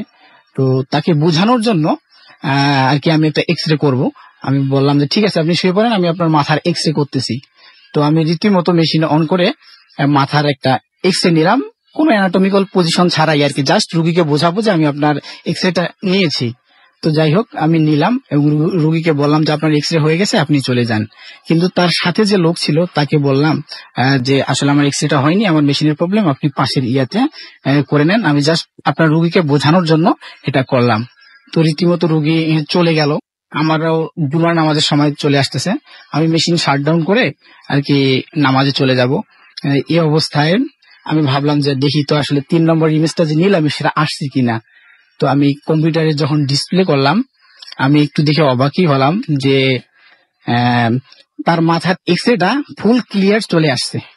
আচ্ছা, এটা দেখে আমি একটু মানে অবাক হই, এই কারণে যে আমি অ্যাট ফার্স্ট যখন আমার মেশিনে পাওয়ার সিলেক্ট করছিলাম তার পায়ের এক্সরে করার জন্য, তো সেই পাওয়ারে যারা এক্সরে করে তারা হয়তো বুঝবেন যে সেই পাওয়ারে মাথার এক্সরেটা সম্ভব না। পায়ের এক্সরে করতে যত পাওয়ারের দরকার হয়, মাথার এক্সরে করতে গেলে তার থেকে 6 থেকে 7 গুণ বেশি পাওয়ারের দরকার হয়। ঠিক আছে, তো তার মাথার এক্সরেটা ক্লিয়ার চলে আসছে। আমি ঘটনাটা বুঝতে পারলাম না, পায়ের এক্সরে নিলাম আসলো না, মাথার এক্সরে ঠিকই চলে আসছে। তো যাই হোক, একটু হলেও ভয় পাইছি। পরে যাই হোক মেশিন শাটডাউন দিয়ে আমি আর কি নামাজের উদ্দেশ্যে রওনা দিব। গেটে তালা দিয়ে আমি দোতলা থেকে সিঁড়ি বেয়ে নিচে নামলাম। আমি একটা কথা বলে নেই, নিচ থেকে আমি যখন মানে নামাজের উদ্দেশ্যে যাব, তো আমাকে মর্গটা ক্রস করে যাইতে হবে মসজিদে। তো আমি যখন বিল্ডিং থেকে বাইর হলাম তখন আর কি দোকানপাট সব বন্ধ, জুমার নামাজের দিন সবাই দোকান বন্ধ করে নামাজে চলে গেছে। তো একটা ভ্যান আর কি, ভ্যান শুধু একটা ভ্যান, আর ভ্যানে চাটাই মোড়ানো একটা লাশ আর কি মর্গের সামনে এসে দাঁড়ালো। আমি দেখেই বুঝতে পারছি ওটা লাশ, কারণ ওখানে প্রতিদিন প্রায় লাশ আসতো আর কি, মর্গ যেহেতু ওখানে লাশ আসতো। তো শীতকাল তো আমি একটু রোদ পাইলাম, একটু দাঁড়াইলাম, আর একটু উৎসাহ জাগলো যে আমি লাশটা দেখবো। তো যখন চাটাই বোনানো ছিল, তো যখন মর্গের লোকজন এসে লাশটাকে নামাবে, ঠিক সেই মুহূর্তে তার মুখের যে চাটাইটা সেটা সরে গেছে। তো আমি একটু কাছে গিয়েই দেখলাম, মানে এটা আসলে ফিলিংস কিরকম, আমি আসলে একেবারে অবাক হয়ে গেছি, খুব বেশি শক হয়ে গেছি দেখে যে লোকটার আমি কিছুক্ষণ আগে 15 থেকে 20 মিনিট আগে এক্সরে করতে চাইছিলাম, এটা সেই লোকের লাশ। তারপরও আমার খুব ভয় পাচ্ছিলাম, আমি হয়তো ভুল দেখতেছি এই ভেবে আমি আরো কাছে গেলাম। পরে আমি দেখলাম যে না, এটা এই লোকেরই লাশ। তবে এটা এখানে একটু উল্লেখ করা যায়, উনি যেখানে মাথায় হাত দিয়ে আর কি দেখাইছিল যে আমার এখানে পেইন করতেছে, আমার এখানে এক্সরে করেন, ঠিক সেই জায়গাটায় তার আর কি অ্যাক্সিডেন্ট করছে। তো সেই জায়গাটা আর কি মগজ বাইর হয়ে গেছে, তো গলে আছে মগজটা। তো এইটা দেখে আমি ওই কথাটা মনে পড়ে গেছে, তিনি এখানেই এক্সরে করতে বলছিল। তখন আমি পুরা একেবারে আমার হাত পা মানে কাঁপাকাঁপি অবস্থা, আমি নামাজে যাব না কি করব বুঝে উঠতে পারতেছি না। তখন আমি ভ্যানওয়ালাকে তারপর সাহস করে জিজ্ঞেস করলাম যে ভাই, আসলে এই লাশটা কোথা থেকে আসলো বা কোথা থেকে এসেছে? ওইটা গাজীপুর কোনাবাড়ি থেকে এসেছে। ওনার সঙ্গে যে লোক এসেছিল সেই লোকটার তখন ছিল না। আচ্ছা, সেই লোকটার তখন ছিল না, শুধু ভ্যানওয়ালা ছিল। তো ভ্যানওয়ালাকে জিজ্ঞাসা করলাম যে লাশটা কোথা থেকে আসছে আসলে। বললো যে গাজীপুর কোনাবাড়ি থেকে। গাজীপুর কোনাবাড়ি, এই কথা শুনে আমি আরো অবাক। 15 থেকে 20 মিনিট আগে যার সাথে আমার দেখা হয়েছে, সেখান থেকে গাজীপুর কোনাবাড়ি যাইতে হলেও 1 ঘন্টার পথ সেখানে। এবং ভ্যানওয়ালা বলল ও ভ্যানওয়ালাকে আমি আরেকটা কথা জিজ্ঞাসা করছি যে না না এনাকে তো আমার কিছুক্ষণ আগে ওনার সঙ্গে আমার দেখা হয়েছে, তখন ভ্যানওয়ালা আমাকে অ্যান্সার করছিল যে আপনি কি পাগল হয়ে গেছেন, এনাকে আমি কোনাবাড়ির থেকে ভ্যান চালাইয়ে এখানে নিয়ে আসলাম। তো 15 থেকে 20 মিনিটে কিভাবে সে কোনাবাড়ি গিয়ে অ্যাক্সিডেন্ট করে আবার ওখান থেকে চলে আসলো, এই আসলে ব্যাখ্যাটা আজও আমি পাইনি। তো সেখানে আমি আর থাকি নাই, দ্রুত নামাজ পড়তে যাই। আর আমি নামাজ পড়ে এসে মালিককে বলি যে আজকে আমি একটু খারাপ লাগতেছে, আমি আমার ফ্রেন্ড গাজীপুর সমস্ত কারখানায় চাকরি করে, আমি ওখানেই চলে যাব। তো লাস্ট আমি যখন ওখানে চলে যাই, পরের দিন থেকে আমার প্রচন্ড জ্বর আর কি, প্রচন্ড জ্বর। পরে আমি আর ওখানে তারপরের দিন কাজ করতে পারি না। পরে আমি কুর্মিটোলা হসপিটালে 7 দিন ভর্তি থাকি আর কি, এই জ্বরে এত ভয় পাইছিলাম। অনেক ধন্যবাদ আপনাকে আপনার ঘটনার জন্য। আমরা পরবর্তীতে একটা ইমেল পড়বো, আজকে অনেক অতিথি, তারপরে ইমেলটা পড়তে যাচ্ছি। ইমেলটা আজকে না পড়লে একটু দেরি হয়ে যাবে, কারণ বেশ অনেকদিন আগে ইমেলটা এসছে। প্রিয় রাসেল ভাই, কেমন আছেন? আমার নাম মোহাম্মদ আরিফুর রহমান। আমি পেশায় একজন ফার্স্ট ক্লাস মেরিন ইঞ্জিনিয়ার ও চিফ ইঞ্জিনিয়ার হিসেবে জাহাজে কাজ করছি। পেশাগত কারণে আমার অনেক বিদেশি বন্ধু আছে। আমি ভূত চীন ছোটবেলা থেকে বিশ্বাস করি। এটা কি আপনি পাঠানো, আপনার পাঠানো? না, আচ্ছা, বিশ্বাস করি। এবং আমার মা পুরো পরিবারের সাথে ঘটনা ঘটে বলে সব সময় চেষ্টা করি এটা সম্পর্কে জানতে। এই কারণে অনেক দেশের সত্যি ঘটনা আমি জানি, আর আমি সব আপনাদের শেয়ার করব। বর্তমানে আমার মেইল যদি গ্রহণযোগ্য হয় তো আপনি পড়ে শোনাবেন। আজ পর্যন্ত আপনাদের কোনো এপিসোড আমি রেডিওতে শুনিনি, আমি ডাউনলোড করে শুনি। বর্তমানে আমি 302টা এপিসোড আমার কাছে আছে। আমি কতটুকু ভালোবাসি ভূত এফএম আশা করি তা আর বলতে হবে না। আমি সেই জন্য আপনার মেইলটা পড়ছি। আপনাকে টেলিফোন করেছিলাম আমি, কিন্তু আপনাকে পাইনি আনফরচুনেটলি। আচ্ছা, যাই হোক, ভূত এফএম এর সবচেয়ে কষ্টের সময় হলো যখন আপনি বলেন যে আজকের সময় শেষ। ঘটনা চলে আসি।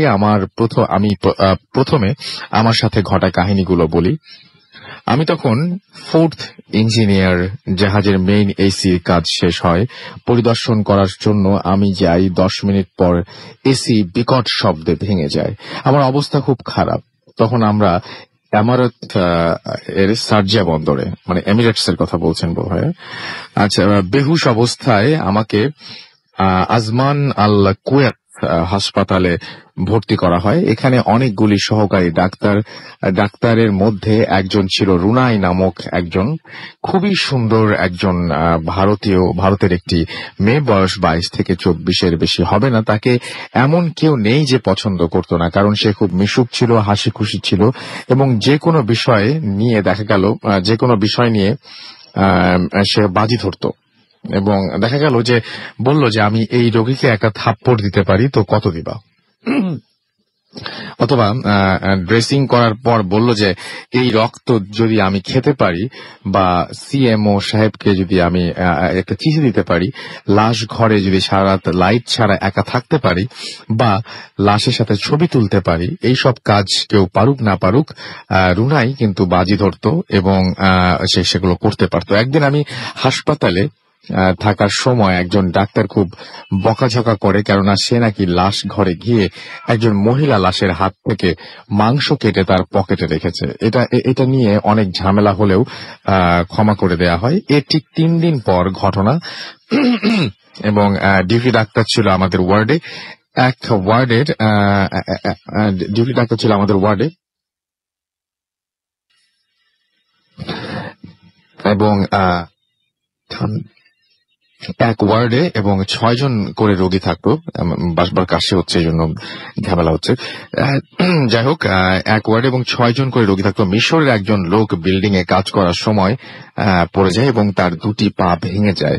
তো এই কারণে সে বাথরুমে যেতে পারতো না। সেদিন সন্ধ্যাবেলায় রুনাই তাকে বাথরুমে নিয়ে যায় এবং দুজনের একজনও ফেরত আসছে না দেখে 15 মিনিট পর মিশরের লোকটা হেল্প হেল্প বলে চিৎকার করে। আমরা কজন গিয়ে দেখি যে দরজার ভেতর যে বন্ধ, এবং যেটা হওয়ার কথা না।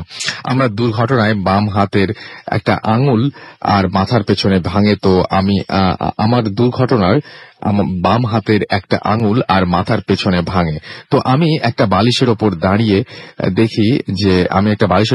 দেখি এবং যা দেখি সেটা আমি দেখে আমি পড়ে যাই। আমি একদম শক্ত খাই, দেখি যে এটা কি দেখলাম। এর মিনিট খানেক পরে শক খাই, ততক্ষণে আশেপাশে অনেক লোক জড়ো। আচ্ছা, আমি ঠিক বুঝতে পারছি না লেখাটা, মনে হয় কি কিছু একটা জায়গায় মিস করে ফেলেছি। আচ্ছা, তিনি যেটা বলছেন যে আমার দুর্ঘটনায় বাম হাতের আঙুল মাথার পিছনের কিছুটা অংশ ভেঙে যায়। তো আমি একটা বালতির ওপর দাঁড়িয়ে ভেতরে দেখি এবং যা দেখি তা দেখে আমি পড়ে যাই এবং আমি একদম শকড যে কি দেখলাম। এর মিনিট খানেক পরে হেল্প হেল্প বলে চিৎকার শুরু করি এবং মিশরের একটা লোক চিৎকার করেই যাচ্ছে। ততক্ষণে আশেপাশে অনেক লোক জড়ো হয়ে গেছে। হাসপাতালের নিরাপত্তা কর্মীরা আসে 6 জন এবং তারা দরজা ভেঙে 50 জনের মতো মানুষ সবাই যা দেখে আমিও দেখি। রুনাই ওই মিশরের লোকটাকে এক হাত দিয়ে শূন্যের ওপর ধরে রেখেছে এবং আর এক হাত দিয়ে খামচে খামচে তার গায়ের মাংস খাচ্ছে আর আমাদেরকে হুঙ্কার দিচ্ছে। এরপর আর কোনো উপায় না দেখে একজন নিরাপত্তা কর্মী সরাসরি তাকে 5টা গুলি করে এবং এরপর সেই মেয়ে রুনাই মেঝেতে পড়ে যায় এবং এর সাথে সাথে মারা যায় এবং তার শরীর থেকে যে রক্ত বের হয় তা থেকে বিশ্রী ধরনের একটা দুর্গন্ধ আসছিল এবং এরপরে ওয়ার্ডে আমরা কেউ থাকতে পারিনি ভয়ে। যদিও কোনো রকমের সমস্যা হয়নি, আমি অন্য হাসপাতালে ভর্তি হই, কেননা আরব দেশে এসব ঘটনার পর কোনো মিলাদ পড়ানো বা ঘর বন্ধ করার কোনো তাবিজ ব্যবহার করে না। এই ঘটনা 2001 সালের 21 অগস্ট 21/8/2001 সালে ঘটে। আজমান আল কুয়েত হাসপাতালে। আমার নাম তো জানেনি।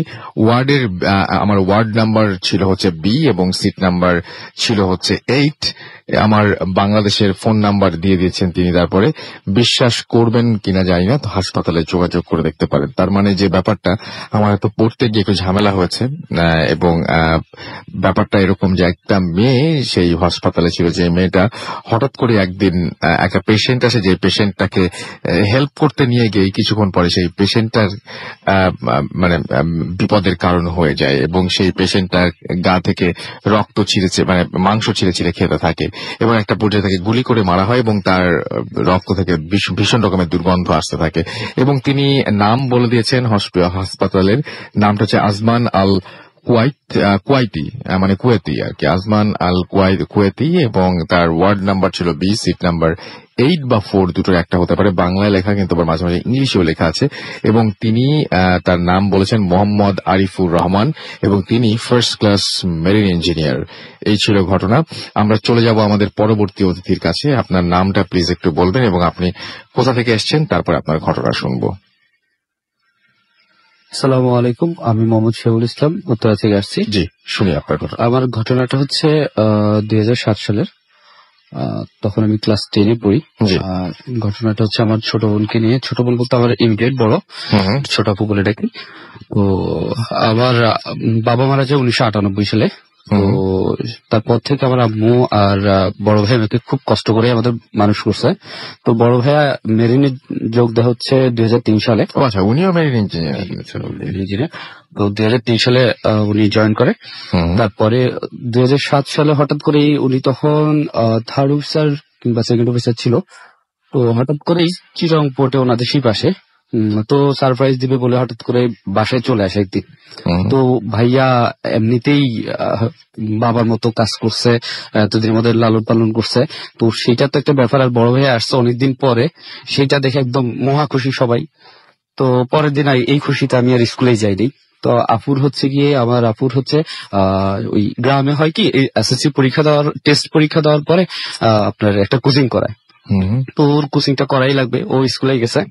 তো ওর কোচিং চলে আপনার দুপুর 2টা পর্যন্ত। জি। তো দুপুর 2টার সময় আমরা খেতে বসছিলাম। সেদিন আমরা 3 ভাই বসছি। আর আমাদের বাড়িটার একটু ডিসক্রিপশন দিয়ে নিই। আমাদের ঘরটা হচ্ছে আপনার একদম ছোট একটা ঘর ছিল। তো আমরা খেতে বসতাম হচ্ছে ফ্লোরেই। আর গ্রামে হয় কি আপনার 2টা দরজা থাকে, সামনে একটা দরজা থাকে, পিছনে একটা দরজা থাকে। জি। আর গ্রামে অধিকাংশ বাড়িতেই ধরেন টিউবওয়েলটা একটু দূরে থাকে, পুকুরের ঘাটটা একটু দূরে থাকে। তো আবার 2টা বেজে গেছে, অলরেডি, তখন আম্মু বলেছে তোরা খেয়ে ফেল, খেতে বস তোরা। আমরা ফ্লোরে বসলাম খেতে।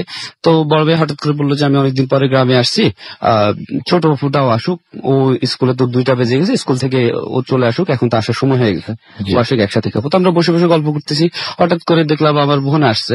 তো আমরা বসছি পিছনের রুমে, তো সামনের রুমে ওই টেবিলটা ফুল দেখা যায়।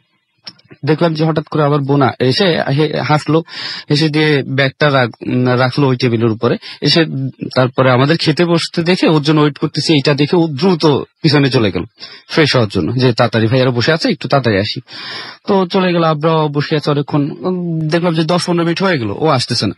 তা আম্মু বললো যে কিরে তোরা খাওয়া শুরু কর। আমরা বললাম যে কেন, বৃষ্টি তো আসছে, ওর নাম বৃষ্টি আর কি, বৃষ্টি আপু তো আসছে, তো ও আসুক, তারপরে খেয়ে তো ফ্রেশ হইতে গেছে। আমি বললো কই, ও তো আসে নাই, ও তো এখনো আসে নাই, আমি তো দেখিনি ওরে। তা ভাবলাম বোধহয় আমরা 3 ভাই হেসে দিছি যে আম্মু বোধহয় ভুলে দেখে নাই ওরে, কোনোভাবে হয়তো ভাত টাত নিয়ে একটু বিজি ছিল, দেখে নাই। তো আমার বড় ভাই বললো যে দেখতো ও এতক্ষণ লেট করতেছে কেন, টিউবওয়েলে এতক্ষণ লাগার কথা না, একটু দেখে আয়। তো টিউবওয়েলে যাই দেখি ও নাই। পুকুর ঘাটে গেলাম, যে বোধহয় পুকুর ঘাটে গেছে, পুকুর ঘাটে গিয়েও দেখেও নাই। একটু অবাক হইলাম যে কি ব্যাপার, ও তো এদিকে আসলো, আবার অন্য কোনো বাসায় গেল নাকি। তো আমি ফিরে আসলাম, যে ও তো ব্যাগটা রাখছে, ব্যাগটা দেখি যে ব্যাগটাও নাই। আম্মু বললো যে তোরা দুষ্টুমি করতেছো, তো এখন পর্যন্ত আসেনি। তো বড় ভাই বললো না, এটা তো দুষ্টুমি করার বিষয় না, 3 ভাই একসাথে এই জিনিসটা দেখলাম, ব্যাগও নাই, এখন হঠাৎ করে কি হলো, যা তো একটু স্কুলে দেখে আয় ওরে। তো আমি সাইকেল চালায়া ওই দিন এর সাথে সাথে আমার 5 মিনিট লাগছে স্কুলে যাইতে, যাই দেখি ও মাত্র, ওদের আজকে স্কুলে লেট করে ছুটি দিছে ক্লাসটা, ও মাত্র দোতলা থেকে নামতেছে। তো আমি ওরা কিছু জিজ্ঞেস করিনি, ওরে নিয়ে আসলাম, আসার পরে বাসায় একটু এটা নিয়ে হইলো। তো সেদিন সন্ধ্যাবেলায় খুব বৃষ্টি শুরু হয়েছে। আমরা আমাদের নিয়মিত অভ্যাস হচ্ছে ওই সন্ধ্যার সময় একটু চা খাই আর কি, সবাই মিলে একটু। তো অন্ধকার মধ্যে বসে বসে গ্রামে হারিকেনের আলোতে বসে বসে চা খাচ্ছি, খুব বৃষ্টি বাইরে। হঠাৎ করে সেই পিছনের রুমেই হঠাৎ করে দেখলাম যে একটা সাউন্ড হয়ে দরজাটা খুলে কে যেন ভিতরে ঢুকলো, এরকম একটা ব্যাপার, কেউ একজন ভিতরে ঢুকছে। তো আমরা আবসা আলোতে, সামনের রুমে কোনো আলো ছিল না, মনে হচ্ছে কেউ ঢুকছে, একটা ছায়া। তো ভাইয়া বললো যে দেখ কে আসছে, সবাই মিলে একটু খুঁজতে গেলাম কে আসলো এই সন্ধ্যার সময়, চোর তো না আসলো নাকি, দেখতে গেলাম না কেউ নাই, ওই রুমে কেউ নাই। খাটের নিচে দেখলাম, খাটের নিচে আসছে নাকি কেউ না, পুরো ঘর তন্ন করে দেখলাম কেউই নেই। তো আম্মু একটু অবাক হয়ে আমাদের দিক তাকায় আছে, তখন সে কিছুই বলে নাই। আম্মু বলতেছে তোর কি খুঁজতেছিস? তো আম্মুকে ভাই একটু দিয়ে বললো কি ব্যাপার, আপনি এখনো দেখেন নাই কেউ একজন ঢুকছে বাসায়? আম্মু বলে না আমি তো দেখিনি। দেখার তো কথা, আমারও তো দেখার কথা, কিন্তু আমরা 4 ভাই বোনে দেখছি, দুপুরবেলা 3 ভাই বোন, বিকালবেলা 4 ভাই বোনে দেখছি, কোনো হইলো না। তো তার পরের দিন ভাইয়া হুজুর ডেকে এনে একটা মিলাদ আর কোরআন শরীফ পড়াই দিছে, এরপর থেকে আর তেমন হয়নি। আর বাড়িটা হচ্ছে কি, আমরা ভিতরের বাড়ি থেকে, আমাদের বাড়িটা প্রায়, গ্রামের বাড়িটা প্রায় 1 কিলোমিটার বড়, এত বড় একটা বাড়িতে আমরা ভিতর থেকে আমরা সামনে আসি, সামনেটা প্রচুর গাছপালা ছিল, প্রায় অন্ধকার হয়ে থাকতো ওটা দিনের বেলাতেই, ওই গাছগুলা কেটে আমাদের ঘরটা বানানো হয়েছে। ওকে, এই ছিল আমার ঘটনা। ধন্যবাদ আপনাকে। আমরা ছোট বিরতি যাচ্ছি, বিরতির পরে আবারও ফিরে আসছি। সেই পর্যন্ত আশা করছি আমাদের সঙ্গে থাকবেন। স্টে টিউনড টু রেডিও ফুর্তি এন্ড ডোন্ট স্টপ দ্য ফুর্তি।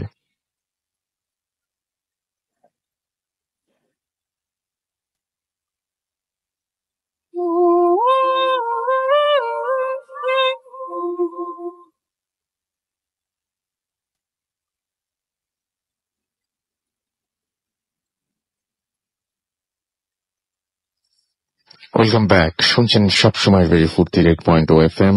আমি রাসেল আছির সাথে, এবং এই মুহূর্তে আরো একবার আপনাদেরকে স্বাগত জানাচ্ছি, এবং সেই সাথে আমাদের সাথে নতুন অতিথি এই মুহূর্তে জয়েন করেছেন। আপনার নামটা প্লিজ একটু বলবেন এবং আপনি জানাবেন যে আপনি কোথেকে এসেছেন। আসসালামু আলাইকুম লিসেনার্স, আমি এবিএম এহসানুল হক ঈশান, আমি এসেছি যশোর থেকে। আচ্ছা, শুনি আপনার ঘটনা। ঘটনাটা ঘটে আমার ফুপির বাসায়। আমার ফুপি চিকিৎসার জন্য ইন্ডিয়ায় গিয়েছিলেন, তো সেই সময় আমি আর আমার ফুপাতো ভাই শাওন ভাই ফুপিদের বাসায় স্টে করছিলাম। তো প্রথম যেদিন আমরা আমি থাকার জন্য যাই, সেখানে আমি ঘুমাইতে যাই যখন, তখন একটা স্বপ্ন দেখি। অলমোস্ট রাত 3টার দিকে আমি ঘুম থেকে হঠাৎ জেগে যাই স্বপ্নটা দেখে। স্বপ্নটা বেশ ভয়ঙ্কর ছিল। আমি ঘুম থেকে জেগে উঠে ভাইয়াকে বলি যে আমি এমন একটা স্বপ্ন দেখছি। আমি ওখানে দেখি আমি একটা আন্ডার কনস্ট্রাকশন বিল্ডিং এর একটা ফ্লোরে আছি, ওইখান থেকে হঠাৎ করে আমি নিচে একটা ইলেকট্রিক পোলের উপরে পড়ে যাই এবং কারেন্টের শক করে আমার ফুল বডিটা ঝলসে যায়। তো এইটা বলার পরে আমার শাওন ভাই বললেন যে তুই সিরিয়াসলি এই স্বপ্নটা দেখছিস? তো আমি বললাম হ্যাঁ ভাই। তো তখন শাওন ভাই বলেন যে উনি এর আগে এই স্বপ্নটা বেশ কয়েকবার দেখেছেন। তো এটা আমরা ইনসিডেন্ট হিসেবে নিই, প্রথম দিন কিছু ভাবি না। তো সেকেন্ড দিন আমরা একই স্বপ্ন দেখি। এইভাবে দেখার পরে থার্ড যেদিন দেখি সেই দিন আমি আরো একটু দেখি, একই সাথেই দেখছিলাম। থার্ড দিন দেখি যে আমি ওইভাবে আন্ডার কনস্ট্রাকশন বিল্ডিং থেকে পড়ে যাচ্ছি, কিন্তু এখানে আমাকে সবাই বাঁচানোর চেষ্টা করছে, কিন্তু আমি যেন নিজের ইচ্ছায় ইলেকট্রিক পোল গুলা টেনে ধরছি, ইলেকট্রিকের তারগুলা। তো এটা দেখার পরে ভাইয়াকে আমি বলি যে আমার এমন ভয় লাগছে। তখন ভাইয়া আমাকে বলেন যে তাদের বাসায় বেশ কিছু অসাধারণ ঘটনা ঘটে, যেমন ড্রয়িং রুমে হঠাৎ করে টিভি চলার আওয়াজ হয়, বা ফ্যানের স্পিড হঠাৎ করে ফুল হয়ে যায় বা কমে যায়। এরকম বলার পরে আমি ব্যাপারটা নিয়ে ভাবি, কিন্তু কেন এমন হচ্ছিল এটা বুঝতে পারি না। তো আমি যখন ওখানে ছিলাম তারপর আরো একদিন এই স্বপ্নটা দেখি। এরপরে একদিন যে ঘটনাটা ঘটে এটাই আমরা বেশি ভয় পেয়ে যাই, যে আমরা যখন ঘুমাচ্ছিলাম হঠাৎ করে একটা গোঙানোর আওয়াজ পাচ্ছিলাম, একটা মধ্যবয়স্ক পুরুষ গোঙাচ্ছিল। তো এটা শুনে আমি ভাইয়াকে বলি যে এমন আওয়াজ কোথা থেকে আসছে। তখন উনি বলেন যে এই আওয়াজটা শুধুমাত্র ভাইয়ের রুমে শোনা যায়, অন্য কোনো রুম থেকে শোনা যায় না। তো এইটা বলার পরে আমি এটা টেস্ট করার জন্য যাই পাশের রুমে। তো দেখি সিরিয়াসলি কোনো আওয়াজ পাওয়া যাচ্ছে না, শুধুমাত্র ভাইয়ের রুমে পাওয়া যাচ্ছে আওয়াজটা। তো এইটাই আমরা বেশ ভয় পেয়ে যাই এবং ওই দিন রাতে ঘুমাতে পারি না। তো আমরা প্ল্যান করি এটা কেন, এই বাসায় কোনো অসাধারণ ঘটনা ঘটে কিনা সেটা জানার একটা প্ল্যান করি। কিন্তু খোঁজ নিয়ে জানতে পারি যে দারোয়ানরাও ফুপিরা ভাড়া আসার বেশ কিছু মাস আগেই আসছে, তো তারা কোনো ঘটনা জানে না এখনো পর্যন্ত ঘটছে কিনা। তো আমরা ওয়েট করি, কোনো আমরা রেজাল্ট পাচ্ছিলাম না কেন এমন হচ্ছে। তো একটা পর্যায়ে আমরা একদিন দেখি গেটের কাছে একটা বৃদ্ধ লোক দাঁড়িয়ে আছেন। তো উনি আমাদের পরিচয় দেন। এই ফ্ল্যাটটা যখন হচ্ছিল তখন উনি এখানকার দারোয়ান হিসেবে কাজ করছিলেন এবং ফ্ল্যাটটা হয়ে যাওয়ার পরেও দারোয়ান হিসেবে বেশ কিছু বছর কাজ করছেন। তো আমরা তাকে এই ঘটনাটা খুলে বলি যে যা যা ঘটছে আমাদের সাথে। তো উনি তখন এমন ভাবে অ্যান্সারটা দেন যে উনি এই কথাটা এর আগেও শুনছেন, এমন ভাবে বলেন যে এখনো এমন হয়, আমি তো ভাবছি ফেরা কেটে গেছে। তো আমরা জিজ্ঞাসা করি যে আপনি কিছু জানেন কিনা। তখন উনি যেটা শেয়ার করেন ওটা ছিল বেশ হৃদয় বিদারক আর কি, যে মিস্ত্রিরা কাজ করত তারা এখান থেকে ঠিক মতো মজুরি পেত না, এই জন্য বেশ কয়েকবার মালিকের সাথে সমস্যা হয়েছে। তো এক পর্যায়ে ঈদের সময় সব মিস্ত্রিরা দেশে যাবে ঈদ করতে, তো মালিক তাদের টাকা দেয় না। সেই সময় ওনাদের যে হেড মিস্ত্রি ছিল উনি নিজেই দায়িত্ব নিয়ে নিজের কিছু জমানো টাকা থেকে বাকি মিস্ত্রিদের টাকা দিয়ে দেয় এবং নিজে গ্রামে যায় না ঈদ করতে আর কি। উনি নিজেই খুব কষ্ট পাচ্ছিলেন যে উনি হেড মিস্ত্রি সব মিস্ত্রিদের নিয়ে আসছেন, এখন ওনার জন্য অন্যরা কষ্ট পাচ্ছে, এই জন্য নিজেই স্যাক্রিফাইস করেন। তো সবাই যায় ঈদ করতে। হঠাৎ করে একটা খবর আসে যে হেড মিস্ত্রি মারা গেছে। তো এসে দেখে ইলেকট্রিক পোলের সাথে, ইলেকট্রিক একটা কাট আউটের সাথে নিজের বডিটা রয়েছে হেড মিস্ত্রির। তো তিনি তখন সবাই ভাবে হয়তো সাধারণভাবে মারা যেতে পারে বা তিনি সুইসাইডও করতে পারেন। তো এইটা দেখার পর থেকেই, ওই হেড মিস্ত্রি মারা যাওয়ার পর থেকেই ওই বাসায় বিভিন্ন রকম অসাধারণ ঘটনা ঘটে। মিস্ত্রিরা কাজ করতে পারে না, কয়েক মিস্ত্রি পালিয়ে যায়। এরপরে মালিকের যখন বাসা কমপ্লিট হয়ে যায় মালিকের বাসায় বেশ কিছু অসাধারণ ঘটনা ঘটে। এর কিছুদিনের ভিতরে মালিকের ছেলে আর কি স্বপ্নে ভয় পেত, ব্যথা পেত, এমন ঘটনা ঘটছে যেটা বলে। তারপরে আর কি মালিকের ছেলেটা ঠিক একইভাবে ওই হেডমিস্ত্রির মতোই কারেন্টের কাট আউটে হাত দিয়ে সুইসাইড করে। তো এটা জানার পরে আমরা একটু ভীত হয়ে পড়ি আর কি। ওই চাচার কাছ থেকে আমরা যেটা জানতে পারি, আর উনি যে মেসেজটা আমাদের দেওয়ার চেষ্টা করছিলেন ওইটা অনেকটা এইটা বলতে যাচ্ছিলেন যে ওই যে আত্মার কারণেই হোক বা যে কারণেই হোক ওই ফ্লোরটাতে যারা থাকে তারা নিজের উপর থেকে একসময় কন্ট্রোলটা হারিয়ে ফেলে। তো এটা শুনে আমরা খুব ভয় পেয়ে যাই, কারণ মালিকের ছেলের যে ঘটনাগুলো ঘটেছিল সেইগুলোর প্রায় প্রথম দিকের ঘটনা প্রায় সবগুলো আমাদের সাথে ঘটছে। তো আমরা ভাবতে থাকি হয়তো আমাদের সাথেও এরকম কিছু হবে যে আমরা কন্ট্রোল হারিয়ে ফেলবো। তো আমরা তখনই ওই বাসা থেকে চলে আসি, ফুপির আসা পর্যন্ত আমাদের বাসায় থাকি। পরে ফুপির আসলে বলে আমরা ফুপি ওই বাসা চেঞ্জ করে। তো রাসেল ভাই, এই ছিল আমার ঘটনা। অনেক ধন্যবাদ আপনাকে আপনার ঘটনার জন্য। আমরা হাতে একেবারেই সময় কম, আমরা যাব আমাদের পরবর্তী অতিথির কাছে, এবং আপনার নামটা প্লিজ একটু বলবেন, তারপরে আমরা আপনার ঘটনা শুনবো। থ্যাংক ইউ রাসেল ভাই। রাসেল ভাই। লিসনার্স, আমি মৃন্ময়, মিরপুর 1 ঢাকা থেকে। রাসেল ভাই, আমি সরাসরি আমার ঘটনায় চলে যাচ্ছি। ঘটনাটা ঘটেছে গত বছর মালয়েশিয়াতে। আমি সেগি ইউনিভার্সিটি মালয়েশিয়াতে পড়ালেখা করতে যাই। যেহেতু ওখানে আমি নতুন এবং আমার পরিচিত কেউ ছিল না, তাই ভার্সিটির কয়েকটা বড় ভাইয়ের সাথে একটা অ্যাপার্টমেন্ট উঠে যাই। সো বলে রাখা ভালো রাসেল ভাই, আমাকে আমার বড় ভাইরা বলেছিল আগে যে বাসাটা একটু হন্টেড। সো এখানে কখনো একা থাকতে মানা করে, কারণ প্রায় সময় তাদের পার্ট টাইম জব আছে, তারা বাইরে কাজ করতে যায়। সো একটা রাতের ঘটনা, সেদিন আমার ভাইয়েরা একটা পার্টিতে বাইরে চলে যায়। দেন আমি বাসায় একাই থাকি।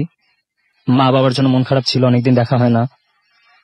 মাকে ইমোতে ভিডিও কল করি যে কেমন আছে করার জন্য।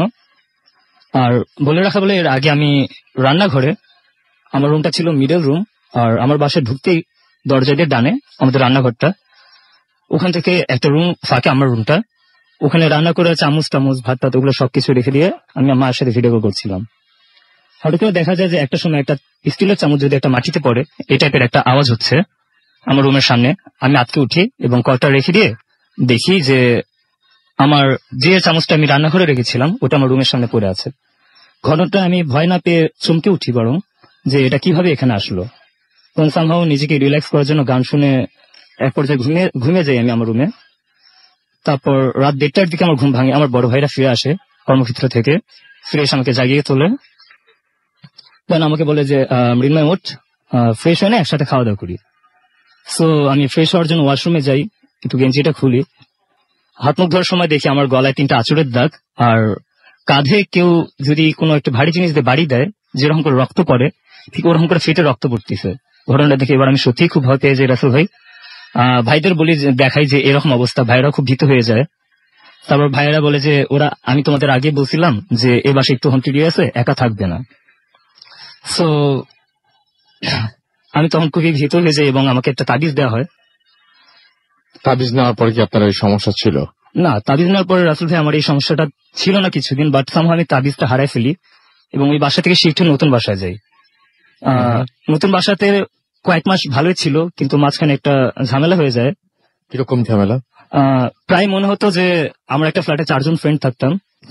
আমাদের রুমের মাঝখানে কোনো একটা কেউ একজন হেঁটে যাচ্ছে, আর কেউ একজন গভীর রাতে শীষ দিচ্ছে, শীষ দিয়ে গান গাচ্ছে, অথবা এক রুম থেকে আর এক রুমে দরজা, বোঝা যাচ্ছে আমি একা আমার রুমে আছি, বাট আমার রুম থেকে কেউ একজন দরজা খুলে অন্য রুমে চলে যাচ্ছে। মাঝে মাঝে ওয়াশরুমে কেউ একজন শাওয়ার নিচ্ছে, পানির শব্দ পাওয়া যেত। একদিনকার ঘটনা আছে যেটা আমি খুবই ভয় পাই। সেটা আমি বিছানায় বসে ল্যাপটপে ফেসবুকিং করছিলাম। এমন সময় আমি একটা মেয়ের সাথে জানি না কেমন করে গল্প বলতে থাকি। হঠাৎ করে একটা টাইমে আমার মনে পড়ে যে আমি কার সাথে গল্প বলতেছি, কারণ আমরা সবাই ব্যাচেলর ছিলাম আর সব ছেলেরা ছিলাম, এখানে কোনো মেয়ে ছিল না। ঘটনাটা করে আমি খুবই ভীত হয়ে যাই এবং খুবই আমার জ্বর আসে ঘটনার। ওকে, অনেক ধন্যবাদ আপনাকে আপনার ঘটনার জন্য। আমরা SMS কিছু পড়বো এবং কিছু ফেসবুকের কমেন্টও পড়বো, কিন্তু তার আগে আমাদের একটা ছোট্ট বিরতি নিয়ে আসতে হবে এবং বিরতির পরে আবারও ফিরে আসবো। সেই পর্যন্ত আমাদের সঙ্গে থাকুন। স্টে টিউন টু রেডিও ফুর্তি and don't stop the ফুর্তি FM. The night comes alive with Grameenphone.